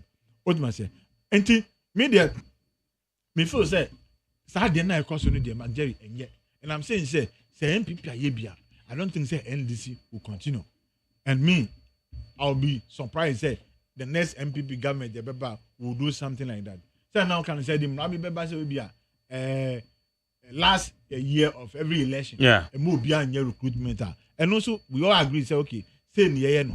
What must say? But you to know so dear. Every day my expectation is say obenye adwuma bia ye den. Aye. Inti say yen can man clear cut. Say a year to election no and more beyond your recruitment. Then we all agree by it. But say nya sadia obi a ye fa no bia ye Ghana ni odman say Ghana ni say na NDC omo National Youth Authority CEO no can say ono de obema NDC for a friend say upper hand no e ba say ye interview anase ye fa nipa obema mo upper hand e bisa no say so omo so mo ye Ghana for and ampa omo so mo ye Ghana for odman say so omo ye fa omo no omo so mo ye Ghana for Mark Jerry when onya adwuma foforo na oji first pay na the next month you can say Kofia Mark Jerry the trauma, the torture, nyama psychological effect and ube film no. Mark Jerry. Now oh ejuma kra na ye ma okuru kra ti say. Ni e ma won let the cry ti say. Ni ama e your friend say suspension 1 month kra na ti say. Now we dey yesi Kofie, unim time ye be fra obi. Bo juma say no. Won so wako test. Mark Jerry. I say oba bi opeso wa no. A ye o dream. Na Mark Jerry kuku kaka na nyame bua na ode achewa na osa oba no within 2 weeks 1 month I will see me come papa fie Mark Jerry share the trauma the effect I dey bebro and basically no onya adwuma nda na onya adwuma fresh ahwe ni gia ode adwuma ade nchi mpa na petem say emmo 4 o'clock na sorry keke na ko dwan ko adwuma it is the nipa no with this expectation no wonya adwuma any dream job no ne sanka a onim say baby we do it there or dream say na be ya obetimi ahwe ni mama ni yire no ni nuanom ni yire no ni wife no ni kununum. But we shouldn't also forget and yes one more corner sake they are suspecting say some people were recruited and for due process and so there should be a sort of validation one be self validation no and so one what the nam process bibia nam no kwam ni die. That is what we are being informed. It's a yes, one more call aqua Mark Jerry. I don't know more Juma. I don't see for Ghana. Mark Jerry, you need to for more. Until Omajumani say, just to say, me sure the Akoma institution say, as soon as you certificate. When I'm told, say, is a Bank of Ghana, they'll go back to check even your SHS mathematics. So, I will say, Sanya, and you mean yet. Until we had to say your mom can call that kind of trauma. Some call a house emu. Uncle transfer a house emu and sana later what can some on my bag now. Oh yes, sana what come the spirit or this started Jumano. Old man say because there are a lot of institutions that you can easily give this job to them. National security bet me madam for be or come military by 8 years in the only someone that so in the village bisa one band na still Mark Jerry. So Oba catch him say just a nipa no coffee and sanobet me I verify say the documentation and I say the relatives and I say baby also fino e hoye no kre na Mark Jerry neither here nor there and no there mean jintum because my nipa ni ye juma no analegon ye mama from yenji ya mama for admission almost school no na ya ko verify nya no kura ni apamo magere nya sa na ye no na obeka se nipa no so nko fie no nko ye de ogonu mai sota sa ogonu pure water sa till obey investigation we na your investigation we Ghana fonso ye nim say ye niam anya temtem obi a ye decide juma me man afi no so ba be tire no so ko hwekra na nipa no kra ye valid mpo se obema na ba back no se obema na ba back no ma hwe no so just bibi fatable ase ite magere we say yam pass sana no person chain there just to put money in somebody's pocket. Okay. Me na me catch you. Iti Mr. President in kwalani de omo mo ye adwuma no. Na so bibi wo ho na person ya onye ba se obeka se omo kofie there. No, the psychological effect omo de kofie okwa fie no odwin say na busumbu say last I in the pay 27. This month 27 do na ontin kankran e won ni mail mu announce ni text message ya Magjerry ni bank alert na Magjerry sa akwala no hwe ne ma obe start say urgent nyama bebre ne be ba de be ba na adwen ya njai sa de no emwa ye because president go for time and this is for year bi sa military for Magjerry military for ya kire o metobo over 500 of them ya pamo mo nyina me madam for ni yire kan ho old man say ya pamo mo nyina from training Magjerry me kan ma ko training be 3-4 months o ya pamo mo nyina ko fie nti sa akwala no se nyame am no fight to onim tu dada nti wa hwe no course a odi able society and odi able Ghana odi wehu how a odi able Ghana for so this is ni bi wa ye take care ye careful na ye dream about the future say what can we do me I believe say everything is possible on this earth whether you for bill whatever it is I believe the current government so or decide to manage they can manage them. There's so much avenues that they can manage youth here. Some letter their mom yem bompa say obu ha Magjerry obi enye obu ha onye obi na strong go obu ha the letter man na okofi ma me nka say man say o Magjerry okokumiti suicide ma hu bi da o it ye can president o me na so no tie all right no share youth no dwom no package no protect your mama because they are the future president of this country me da say higher need 100 points now. What's a William Sangwo, former first vice constituency chairman of Kaikwe South of the MPP.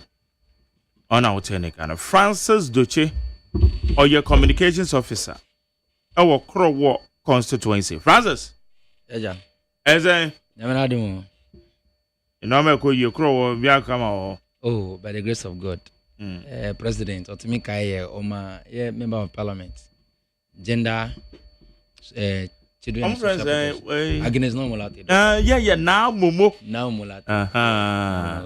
Didn't now Momo, yeah, now Momo. Yes, now mulati. Now mulati. Go, now mulati. Yes. I saw the MP walk. Yeah, MP one.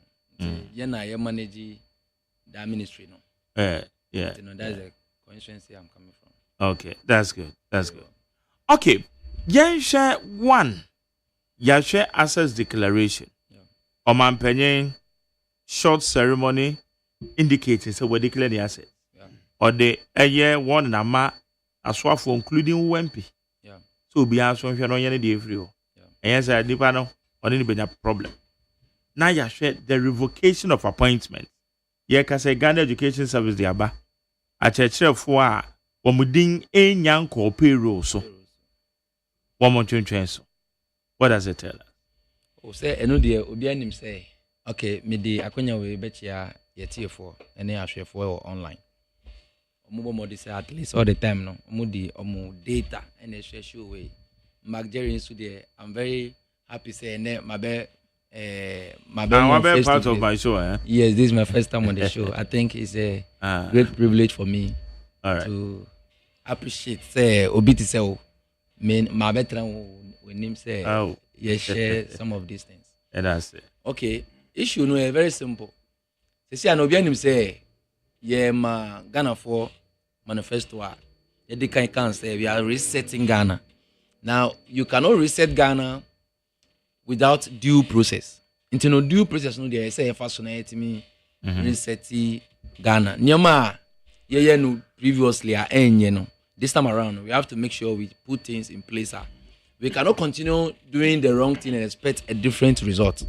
And no the revocation of such appointment na is not just it's not in bad faith. Now those who were in charge omutimi mass kind of employment no omo na say yefa so bono na eno nkyere say the revocation of this appointment no has become the end of such people. No, so far as they are qualified, no, definitely this current government will be in the resounding victory at Ghana for the man. And yeah, this is for me can say we are coming to do witch hunting and I say you pay me, I pay you back. No, we are resetting Ghana. It's in processing no as a result of resetting Ghana. Maybe two discussion with respect to the directive for Chief Justice. Oh my. Obiahum say it was in good faith say on the 8th of January, a day just after the swearing, on my directive to the head of institutions, said they should finish the office, his office with those kind of documents. Document na aminiano canon. They should finish the office with the document. Why amufa so fast of way? What you must say the justification for such positions. It was contained in that kind of directive. I didn't acquire mass. Because we can say, I didn't know a individual. Yeah. Francis, near Fenejuma. Great. Francis, you found no of our country. So, there was an advert. I would the one criteria, one apply, and our portal. What you actually for ya? There was a portal. Portal no because one apply. Now we be the be passing through the process. Now you found now ye be you wait. My Jerry on there one cover portal be as of faculty kwanya. Let me carry my own cross. Anna. Oh, anyway, on say, Yenina, Obian himself, politics na Ushe Kwaya, Sanko for no, employer no, and yes, a category no pay, say teachers no pay. I think there are systems it will check all those things. And as we move on, I hope say, yeah, Mampany or your beer, at least, or your just, and you know, Kwaya say, fata Sanko for you no, ye decide when you be more. Nemo, those people who were employed just after December 7th, Obianim say their opportunity given them was in bad faith. Say just after December 7th, the previous government on him say ABCD on himself or ni to me say obey sadden. Okay, or to me sakrapo now. Obianim say before you have to justify your financial clearance any money. Those are some of the things that the government put into consideration, taking this kind of action.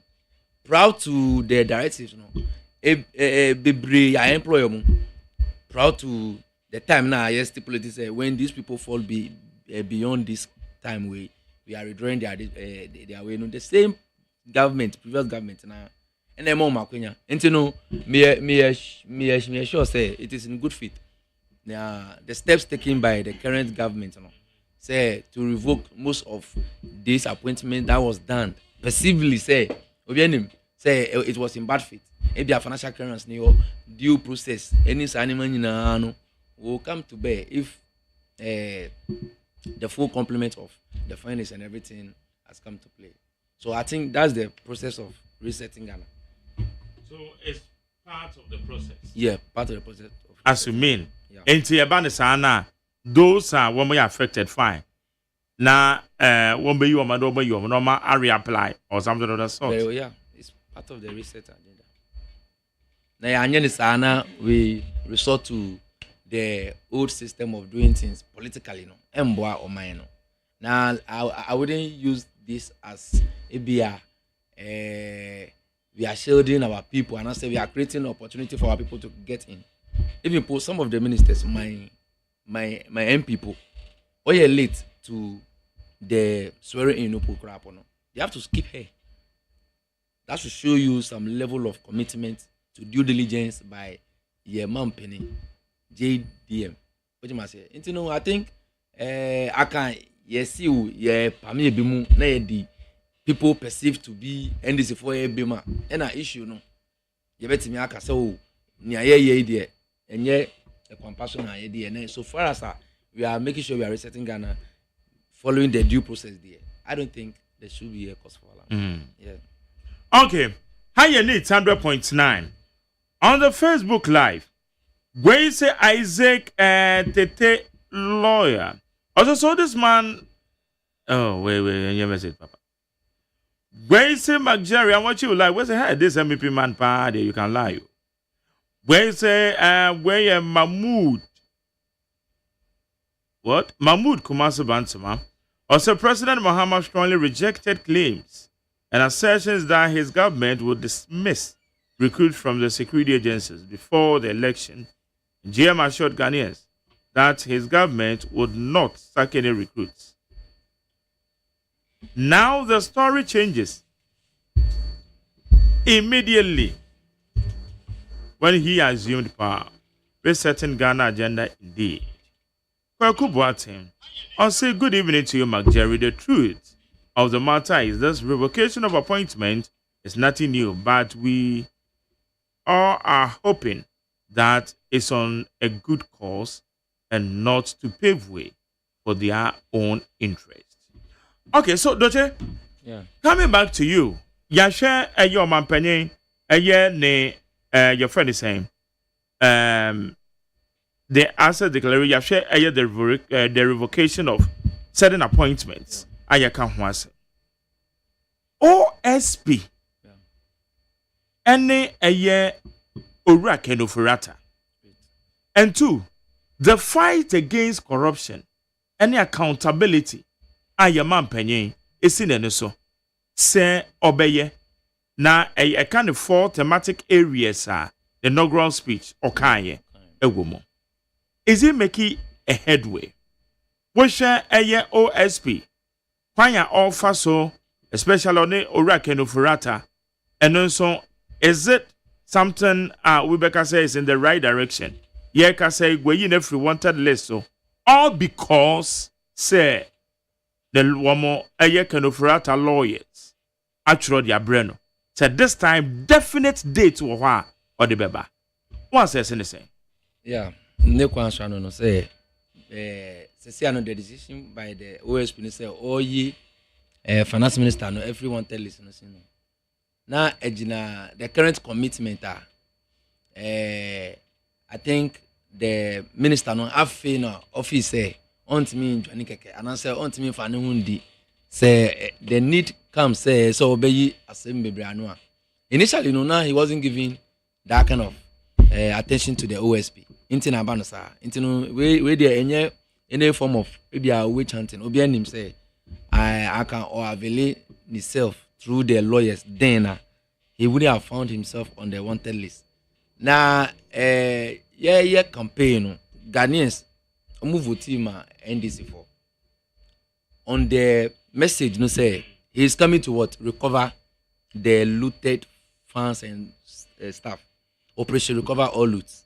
Into operation recover all loots, no, that's the commencement of it. And you know a commitment, a year bosha or penny, and in the current government, the Ghanaian electorate say more di 2 minimum kronu sika echo the wrong hands no. He is going to what? Recover all those. So that's the commencement of it. Into Osha charges na year born na. Now show the quantum of fund na if truly say at the end of justice now as I say or refining and I say he should be punished to serve as a deterrent to even the current appointees now. It is in the right direction. Until me can say okay waba abem or started the fight of corruption. Especially this is the person or your finance minister. Obian himself the same finance minister no original due process so called due process say while revoking bank's licenses just because of procurement breaches and then also were found foul to the law. Say at least due process, especially to protect our public personnel. One far process also was signing document Oma Quenya Emanko for Erobi the state allegedly. Allegedly, yeah. Yes, we're using this. Yes, Erobi the state. Into the fight against corruption, a message I edima Ghanaians. So we will come and recover all these lots. And you know, that is the commitment to your promises. Where your manifesto as well. And you know, Enuna, Yasha say. It's in the order. Yeah, it is. Ora, said the Attorney General, which is sama, Baba Beka, Eddie Achreyen, Quanya Obefaso, now address reports about betoning. You see, he said that's the right direction. It's just all my opinion. No, yes, exactly. Sango, always when it can of rat as a more before no more as a more problem. You, Mark Jerry. Yes. OSP. Anyway, lawyers now the man of that. Métier, Mia Miss Good Director, Asansari. Nema Okikaya. Chese OSP dear, Sabi, and Ungwasian Kwan, I can only be away. Chese that then they buy a fee or see where you can afford a fee, wanted list. My Jerry, where ye nipa, there be a can say. Give me one ahead and there be our play. Say, play games. Oh, say yen tin in can't on so bo or hype. Say yen hype in the yan can say, oh, why be biam. Nankanya sa, Nipa na also, I fed also way in Efi, wanted list. Nipa yi, or no catcher or say, Sabi, ni hum fano, ain't you, or niho, or Kohen hum kakra. Ain't it? Say Nipa na. What shot at the abroad money lawyers at shot the abroad. Oh, how ni say Obaba ye patapa our media. Nay who say yen can say what so good. Now do I any patapa? Oh, Nanya patapa. Also the bench warrant because Ora can offer 10 men demonstrate. Nipa no money lawyers at trouble. Oh, here no ni ho. It don't friend I mean ni ho. But say. So be Johnny Obesan catching in lawyer say muncho commerce say enti say am catch now problem be you can still go to court. Ana a friend is saying NDC for almost omuni hana tamanko mass lock you know ye jailing in absentia no. And I said no more jailing in absentia it doesn't also let me court say of say I don't know on fan court. Nipa natural blow. Say my Jerry Mr. O frame ye na o frame me ni Ghana me wa me hu dodo me nti me wa ha sei enti mama me lawyers na de abaw ho wa tro e de abra o say ti mamre kakra samre na emwa wa you write back to the person and say emwa me e bia 1 month o si me ma na 2 weeks o si me ma emwa me ti me ma e bia 1 week then the pan can say to hell with you me ma then you have a case but that is not the case nipa na trouble. Oh, you didn't go back to the Nipanibium and now I said, what about social media landscape? Oba be did qua. And then we can say, give me a game being an hour play. I didn't obey. Oh, now the day I obey ya and then we know yes, so yeah, you die, so yeah, for you waiting if you wanted. Are there be waiting a free quiet? No. A been a trigger the action. Because lawyers of Kenufurata, and no matter their quacomano, and no indicated time frame, and yeah, or Kenufurata Bebagana. And for that reason, it's in a way in a free, wanted list. Before that, as I call yes, a Kokwasa issue. I say, nay, never. And you know, from a yino, create of Kenufurata, actually, they are brother. And you know, send Nipaniha. Oh, yeah, Manjari, only said Nipano Oeden, Uniha. OSP OSP ni open here say a friend say nkwala ebo sabi o mo bought tennis ball no o ti obi socks na o de ahwan kakra gum na o chechira na o de akogina kwan ho o say me ball enu bi na o ye no you are a professional no doubt about that you are a lawyer so do the things accordingly and I make sure say mama lawyers are my demo no mambo a friend say Sansari former director of Ghana Law School a demo no I said, you are better because I kwala lawyer odi no and also and also yes a course. Ye the law na ejuma ye the mra rule and I say rules and regulations and ye the manage on mine no. It when you are dealing with people now be professional. Ni who say we juma who te old man say Mark Jerry look ye try let the cry or stage be any letter send a try no ye nyema basa. And let people respect that a professional.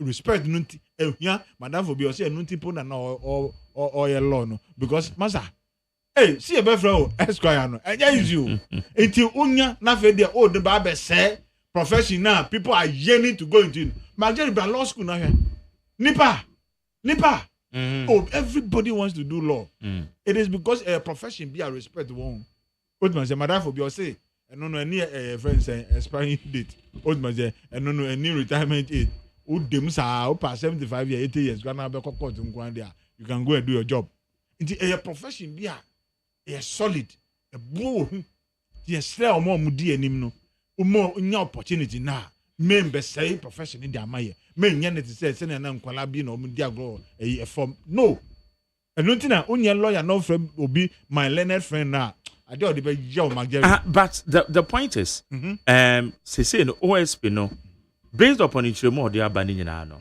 ohun de say nto asoma ye legitimate oh Magere na obegu nipa na num ase na owia na asama be ka say me yi na fi even say wanted list Magere say be na o ka no me catch no say asem na eba ye no papa no enim say nema okwa akoye there are rules and regulations nema bo ha look Magere look obi ti say kena ovoriata enti say me o so when you are dealing with people now he cannot run he has a lot of businesses in this country old man say enti adan na ontimi nye niema professionally no one man lawyers they do what sabi o do at times say sabi ojuma na oye no ento asum old man say even I heard this labor professional also saying say nema oye no obia condemn we and say oba be o person over then o retrieve image kakra enti odi we are be ship wa go enum se awia afi na oba be church nema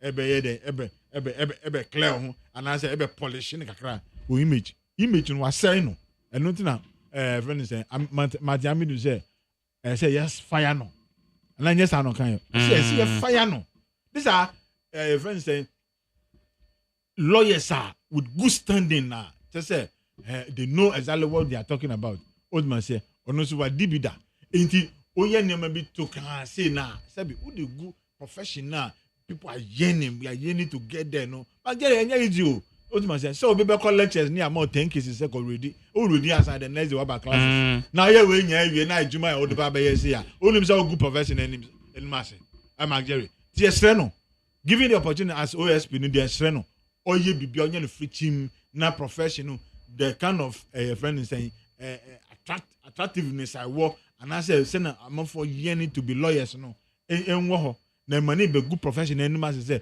we are now good professional anima say Mr. no on making sure say ejuma all year no you see all fighting corruption here say tamakro or abrochi onko fa nem right amu sabi omo ye nema bebre onim ade no onko fa no amba na say ye na ejuma ho and no ya court na convict no and say no ne OSP ejuma say sikano onko ti sikano mre ana Magere ye jelu ana sikano ye de achew there be una say eno na new OSP no Mr. say sikano ye onko je see among for corruption it is sikabia e wo be onko je eno mra non starting nugase na oye na o pese o foriata o pese ogun enuma na ogun enuma se ya na fe de o ba be yet say o polish no we will not accept it onye nema professionally ni ehun say me I'm saying say sabi MPP ni bi fisika na aban no koche na eye nukra koje a me ni problem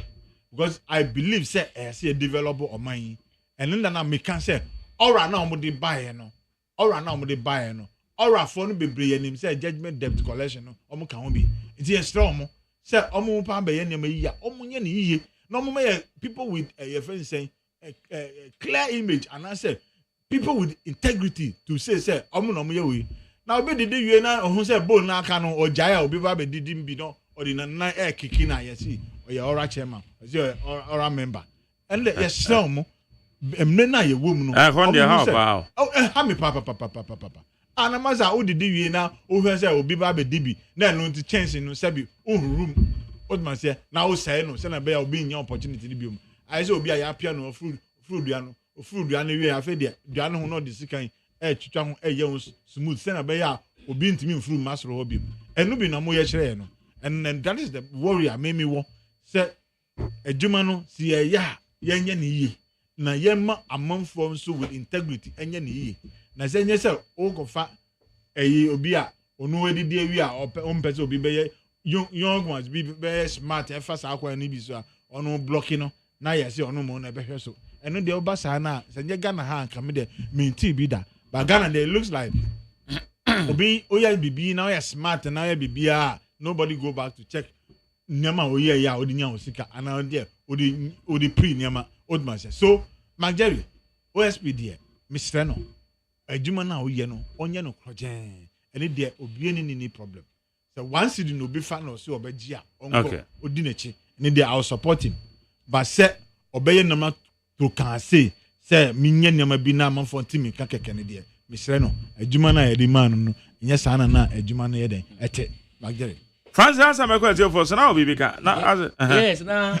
me bra pin no kan say boapa yo bi ana say o pese OSP yet nika but enye sa OSP no a prosecutor now to get that kind of warrant no there are some steps you have to go through to warrant that kind of declaration before you bet me declare will be so or you wanted no now there were processes are nipa no the accused person couldn't accused person couldn't avail himself for investigation to some extent then the other senior lawyers condemn wait it merits that kind of warrant declaration what must say and you know obi anim say when you far so ediba bonti say Ken or Shena Onyano for investigation now it was right even now the same moment you know just some few hours after that declaration as a for MP Obekan say let's allow Ken to carry his own cross. Vincent Asefua. Yes, Vincent Asefua. What am I saying? And you know the members of parliament omunim ran upon him say when before somebody will be declared before somebody will be declared wanted no now sorry keke there is some prima facie case say unya say who case who charges against the person. What am I saying? You know, they are clear. They are clear for charges are audible now. When your offers to say or like or inviting for investigation. Now say or Obebua for investigation. Obebua for investigation. Yenya en charge no. Yes, Obebua for investigation. You know there is some prima facie bia OSP no the ejuma. At least when you meet that threshold now, or to me invite you. If you don't show up 1, 2, 3 no. O won kwan say ultimately declare wanted. Nti no just say there was sorry keke na. O si o nipa we me pena 70 and 7%. Yeti me kan. Nti no obeye bibi sa no. Yes sir. Now all can aura. Now me rapping all can aura. In fact, the aura officials now omu form this committee no. Before their appointment on that committee no crap no. Their work is undercover in Nyama omu they've been doing similar work prior to the election. You know, judgment depth. Did you know? I've been embarrassed as a moment. You committee. Otina Matamidu can't say no. Say Abrakwa. You no friend said judgment depth. That's what did you only interest woman can baby. You be senior minister. Now fa kwan bi so enya bi so enya hu tam ya o say afi de me ba be ora chema afi de amanfo nema na ba be ya bisa say adwuma be na o da o say zama ba the point muwo power no obi anim nya ablakwa yeye na oha mo aban nti mo fi say nipa oku like all fighting against corruption na mo fi say ono aka sakra no oni kind of grounds no so obetimi akutia katasheni proye now by then no more power mo antimi a prosecute now so many things are moving good power way so before coming to power in 2017 so acquire some houses any businesses be outside nyina ye trust what me say so the chairman of the oral team was performing similar work whilst you were in power so you could have proven him wrong so no gasa crap no na Ghana phone say am Ghana phone Ghana phone say omutuma ba say judgment debtor enye ndc for kwa Ghana phone ene etu aba no e ma ndc for based on this promise of operation recover all loot no enti no it's something that you have to accept. Only in Ghana. For normal and Bonia, there's and no a 15,000 salary to meet your rent of 15,000. Now, the woman say Ghana for. They say they don't take 15,000. It was never on record. Yo, say a black can so 15,000. Yo, Mate. I find back in Pone. Mate. Because I know say now the rate allowances. All employees have rate allowances. So it was a mischief. The chairman Mubok. It was a so why are you why rent allowances no mu tuya in 2 years. 2 years bia no. No one tuya rent allowances no. No me ama was your record sir. It was no record. Now you have created your own thing. Rent none of the MPs airport is rent only 50,000 so I don't know 15,000 minimum be okay I tell for mama na mo chema dwe na nsema kodo a yaboro so wo ha say na nwumre wo torchlight so wo di 100.9 also brother betre wadwe 0302257902 0302257902 and 0302 43540 03022 Majo. Okay, in the person now, Yanko. Majo. Yeah, it's your Yanko. Live from Cantamanto. Mark Bacha, where dear? I don't boko, Yami Adome. Yanko Poncha Papa no Mapa, and our program, our respect for Papa. We also respect you. O producers of Chiano. Mark Bacho, I bring on a Montel about a power could call my organizer when NPP and a doctor Sawanja from Zumla Yopanipano, Michia and Panifor more video. Media me say, man, tons was Shemu and coming in Suga Horror. Now, President Mahama, I told you, I could afford Afanipa. Now, I could afford also 24 years economy, and now the year policy near Trabamao. Now, I saw any part. Yeah, wow, I'm a 24-year economy. I also. I feel the way you depend in one will say the react here. And if I go to Obama, I'm about when you're busy, Ghana, about Muda. I got the cost of a man to my anything. Last one, I come for Yata. Media, me say, there's a shop for Yata. No, this car, I'm going to more Fiat. It was a scan man. No, and Chatos want to know for a disco, what do you think? Oh, and you know, swapping. And you know, swapping. Also, Baba, young chairman, or bar near Budata, and one of them. Meda say, young toss and I may find you. Never told me, Majo. Yeah, no, Mr. Mike. Yes, I do.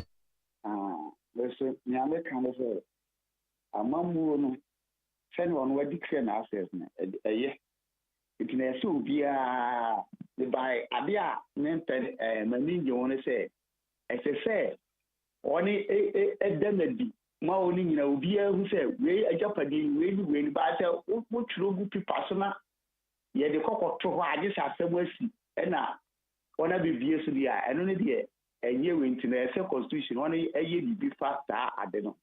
This year, cook a cat, which ya, nay, where the bonny as over your say.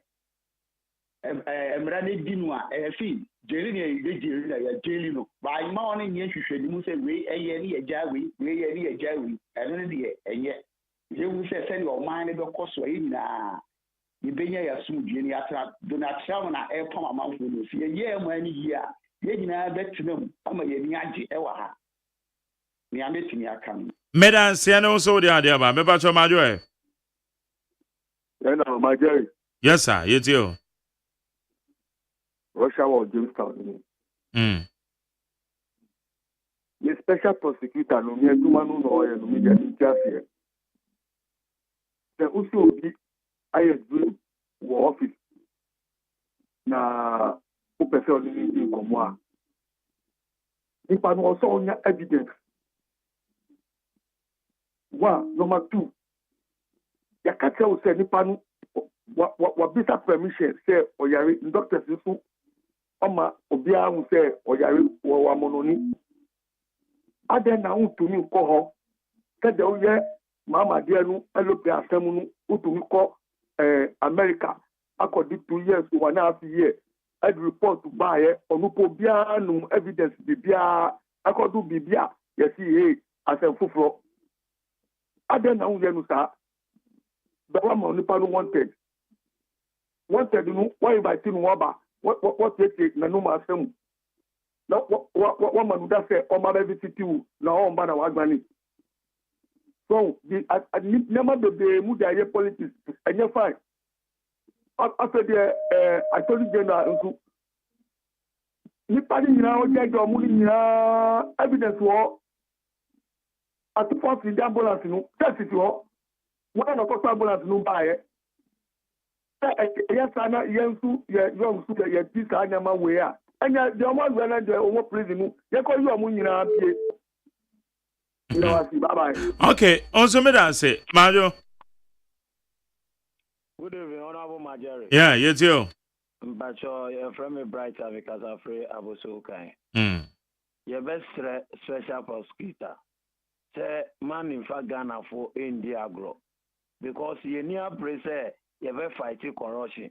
So you na address say obey Juma special prosecutor on ma on fair Juma into not the obey to me aye Juma no because the way oba no be cast some na de chi na ota be cast and fufura ebe sa no Ghana for engineer na asemfo fro be no wakade o se papa atron krata abre no nti dada no nim se papa na atron krata abre no di ba o se ne ya na krata ne ba o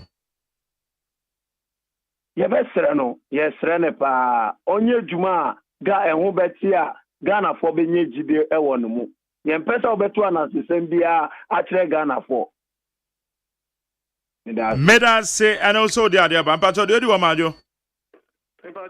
Major also boss. Yes sir. Yo, come here, don't go watching Yo, Yanko points out the producers on a dream. Now, can I say, Mr. Magari, I'm ready to say Ghana.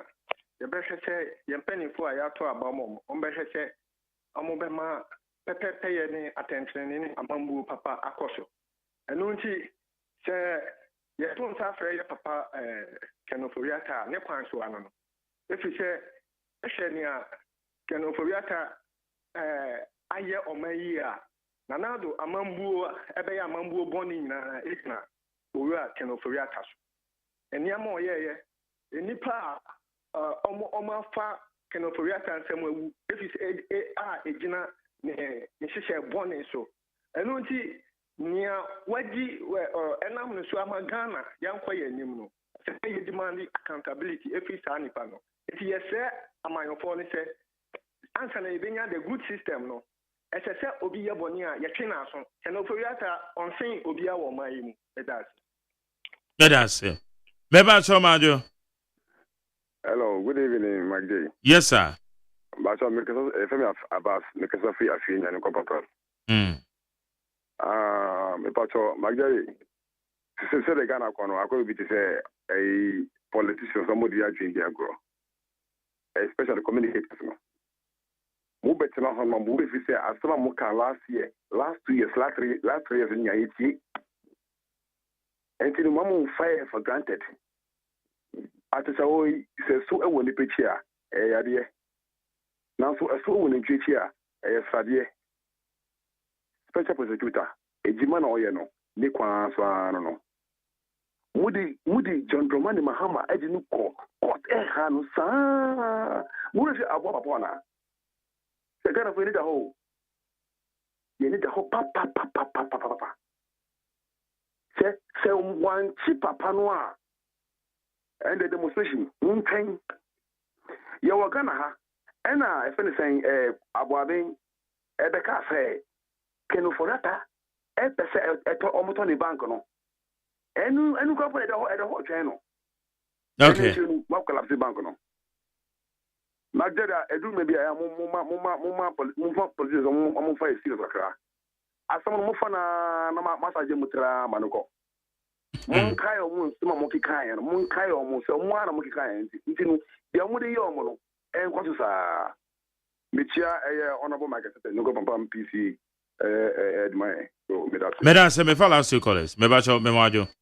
Yo, me also Jerry. Yes, I go. Yeah, yo. Bacho bebre assembly sam person is aden wo mo person prosecutor or tun sam friend ana. Ejuma o mine dia hye nipa nsa. Sesi anipa no ɔyɛ n'adwuma ɔsi nneɛma bi mu wɔ hɔ a ɛwɔ sɛ nipa no ba na ɔmbɛyi ano ɔntumi nkɔfrɛ nipa foforɔ biara sɛ ɔmbra na ɔbɛyi saa asɛm no ano ɛsan sɛ no ɛnyɛ nipa biara na ɔwɔ saa position no ɛyɛ wu na woyɛ sɛ adwuma no nti sɛ nipa no ntimi bi ase wɔwɔ adwuma a woyam na ɛsi ɛto nsa frɛ wo a wɔn nso na kyɛ sɛ NDC ayɛ den Mahama ayɛ den Ghana ma ayɛ den ɛyɛ ɔno n'adwuma na ade nhyia wo mic wɔ he sisi a ne yɛsɛ bi a wobɛyɛ program no microphone bi agyera ana PC bi agyera na wo na wobɛyɛ adwuma for town we say a yɛ wo kwan sɛ tumi frɛ wo oh wobɛyɛ program na nye bia no wotu mic bi di kɔyɛ ana wo na wɔhyɛ bi sɛ ade nti ɛsɛ sɛ wo na wɔyɛ den woyɛ adwuma no wɔ hɔ saa time no nti ɔno nso no prosecutor atum sa de afrɛ na wɔanya asɛm bi a wɔ sɛ yɛnyɛ dede ne nneɛma reset Ghana na Mahama etua so a ɔyɛ n'adwuma no with them asɛm no nyame yɛ adwuma meda se me for last one majo ya nua etio yo me de sɛ sɛ kanofura ter wa diska abano ni because pe Ghana yi na me de forum ho me nwanwa ma for ni panel this year abano so mu yo madia mu pridi amama yede ti Ghana for ya na pe ndi sɛ mu yo madia next time e koto aba e be hu be beto afa because omu na Ghana for we cast last 4 years so 2017 Mahama ifisu no ototo patrol mu etoto agbafo akatuam saa da no ofiri so ototo agbafo akatuam me kai ni nyina ezo ko faru ba o man kasa no mu tuae na do bi di ya wa ya wa hu bi di me so mu mpiri mu bia omu yo mu nyina di metra fi na do mo yo anu e frame Charles am concern ko prefer ko wa sakra okay Charles yeah that say any other friend nyina ebesi Mamo free about Torchlight, so Mamo share Abel Fontaine how man so and mo amutie on online streaming platforms. Francis, final comment. Yeah, the final comment no. So far said that no America mama mum. Oh, in fact, Obianim say near Boshena a man say within 14 days obenya the cabinet in place no why. Now the process towards 120 promise no so on a so na me fa wait wa na obi bisa say ken frata we this kana the first charge no obi anim say irregularities in terms of procurement e wo national category no it doesn't mean say we this car no obi anim say the commitment yan can say national category no president Akasa can say former president can say there will not be taxpayers money so it's a deception say unim say we have a taxpayers money so because of that no they did all those things nicodemously contrary to the procurement law. So these are some of the things that costing on mine with $58 million. It was in the project for the country. Into Omagasan Ekan said this project a private for the best sponsor. Now before ye behuno na expose pu and buy say na I can na ye o mine sika and ekum. So these are some of illegalities are asama ye kan nti no obi anim say ye company we are in difficult times now difficult times you know say he has to take serious decisions to make sure we reset Ghana na when paswa na or nam no nyema oye ni nyina no are things he has promised. He has never done anything contrary to what he has promised Ghanaians say over 2025 year or like obeye na one year na say oye bibi fufu obi anim ne appointment or yenso or bomodi say obi make sure say obi consider most qualified people. There were some agitation even from the grassroots say yes ebimu yesu say bia na aka omu ni NDC abem like I say omu support NDC party no they are all being given job opportunity. At least that should tell you how focused say ye mampeni ni ahia ni say juma no kwan ya be fa so e be ye juma no enu na ahia o si wadi kan a declare ni asset wo appointing nyan so wa mom till March ending so at least almost make sure say o make declare o asset. I think that is in the right direction. Say as a leader no we setting the example. So okay, so far, no, we are on course. Samuel Magdalene. Yes. Say me can say Ghana politics. In fact, your current president, Wama Ghana for bedi hu ya pa. Because early November year now can so omo ye fa mo nyina no oba oyi obi edi oba maintain omo nyina na wo so why den wo the NDC for no be better den e ba ka ho now within 2 months no what is someone no oh yeah bibi foforo and you don't care say ade ami ye integrity wise and image wise no emwa so within 2 months how can I do that say nipa a whole president me yawe na just say I can't think far because I feel say baby I do no Jerry we should be telling the truth say bibi o ha ye ndi no kre see but the kind of politics are yes ano and sabi Jerry me chance na me say is it that ebia I'm in the wrong profession na say just say obet kan ne say no china wada no one youth I have found my juma one of promises so you be is it say vote no kwa na hia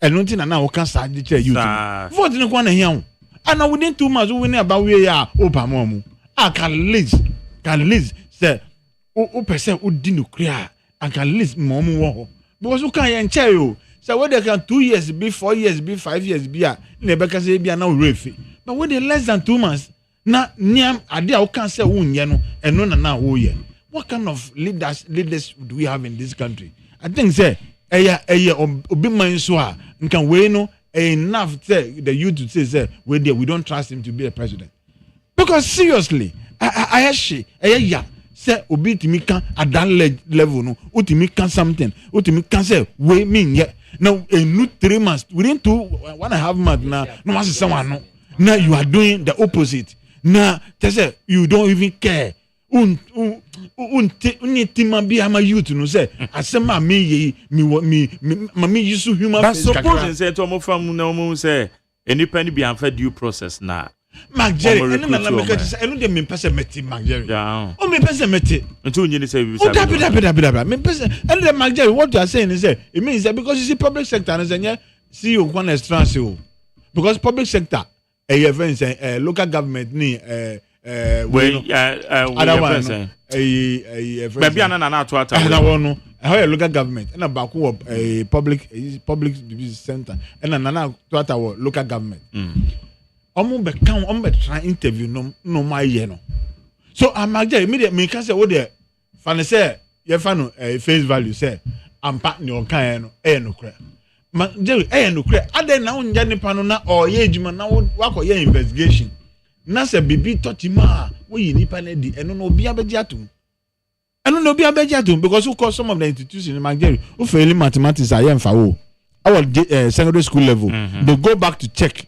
until months enya amumfa until o fight juma now ye no mo ko check now months nya na yi we dia eno no law rules e wo that you know it and o ko until you are real but say ye baka say nipa no ko transfer na ye nko ye vetting ni ye nko ya investigations wie answer na say ye pa ye frewa and na me can say eno so o de sika ko she obi botom wa eno kra obi beji hu sika answer na wa friend nipa no back Jerry nti ada na ye nye ma easy na ye make sure say ye create tension bia but to say me un ya de a unim say ade a me ye me nua me di ne ana say me di ne nya ana me di ne nya okay me di ne nya na wa sheda na wa kata wani na wa mia no na nipa no sebi because youth no bebre say na no more frustrated no Jerry obi wo ha gi letter me na me kan no o de factual ha me kan say man sa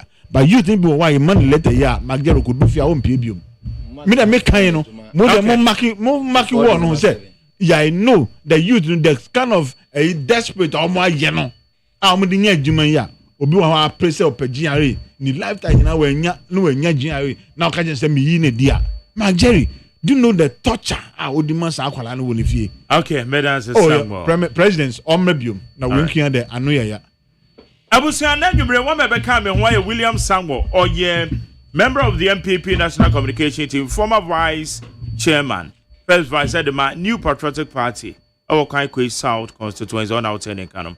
And I Francis Doche, a communications officer, Kurawo constituency on a communication officer, a member of the NDC, or my national communication to one song, Ebe Kame. Midi Jumedi and Midi the Jerry OSEI AGYEMAN. Anopa morning show sharp. Yebe show 5:30. Na yede Ghana muntie yede abrawochina anopa enyame pa. Okokroko Francis IK a champon. Womene bebo bichidoma. Yede jumedi yede ebrewo. Yawada ebesen share with Torchlight. Yede different discussions. Different discussants. Yede omobeba eye jumedi ni so. Ni abon komo. Moto akomo no so ne yakwa da ide nyame moye ho ban. Don kan wono hwie na dumishira. Efengu ye. So yakọ Nyankopon enko bibia.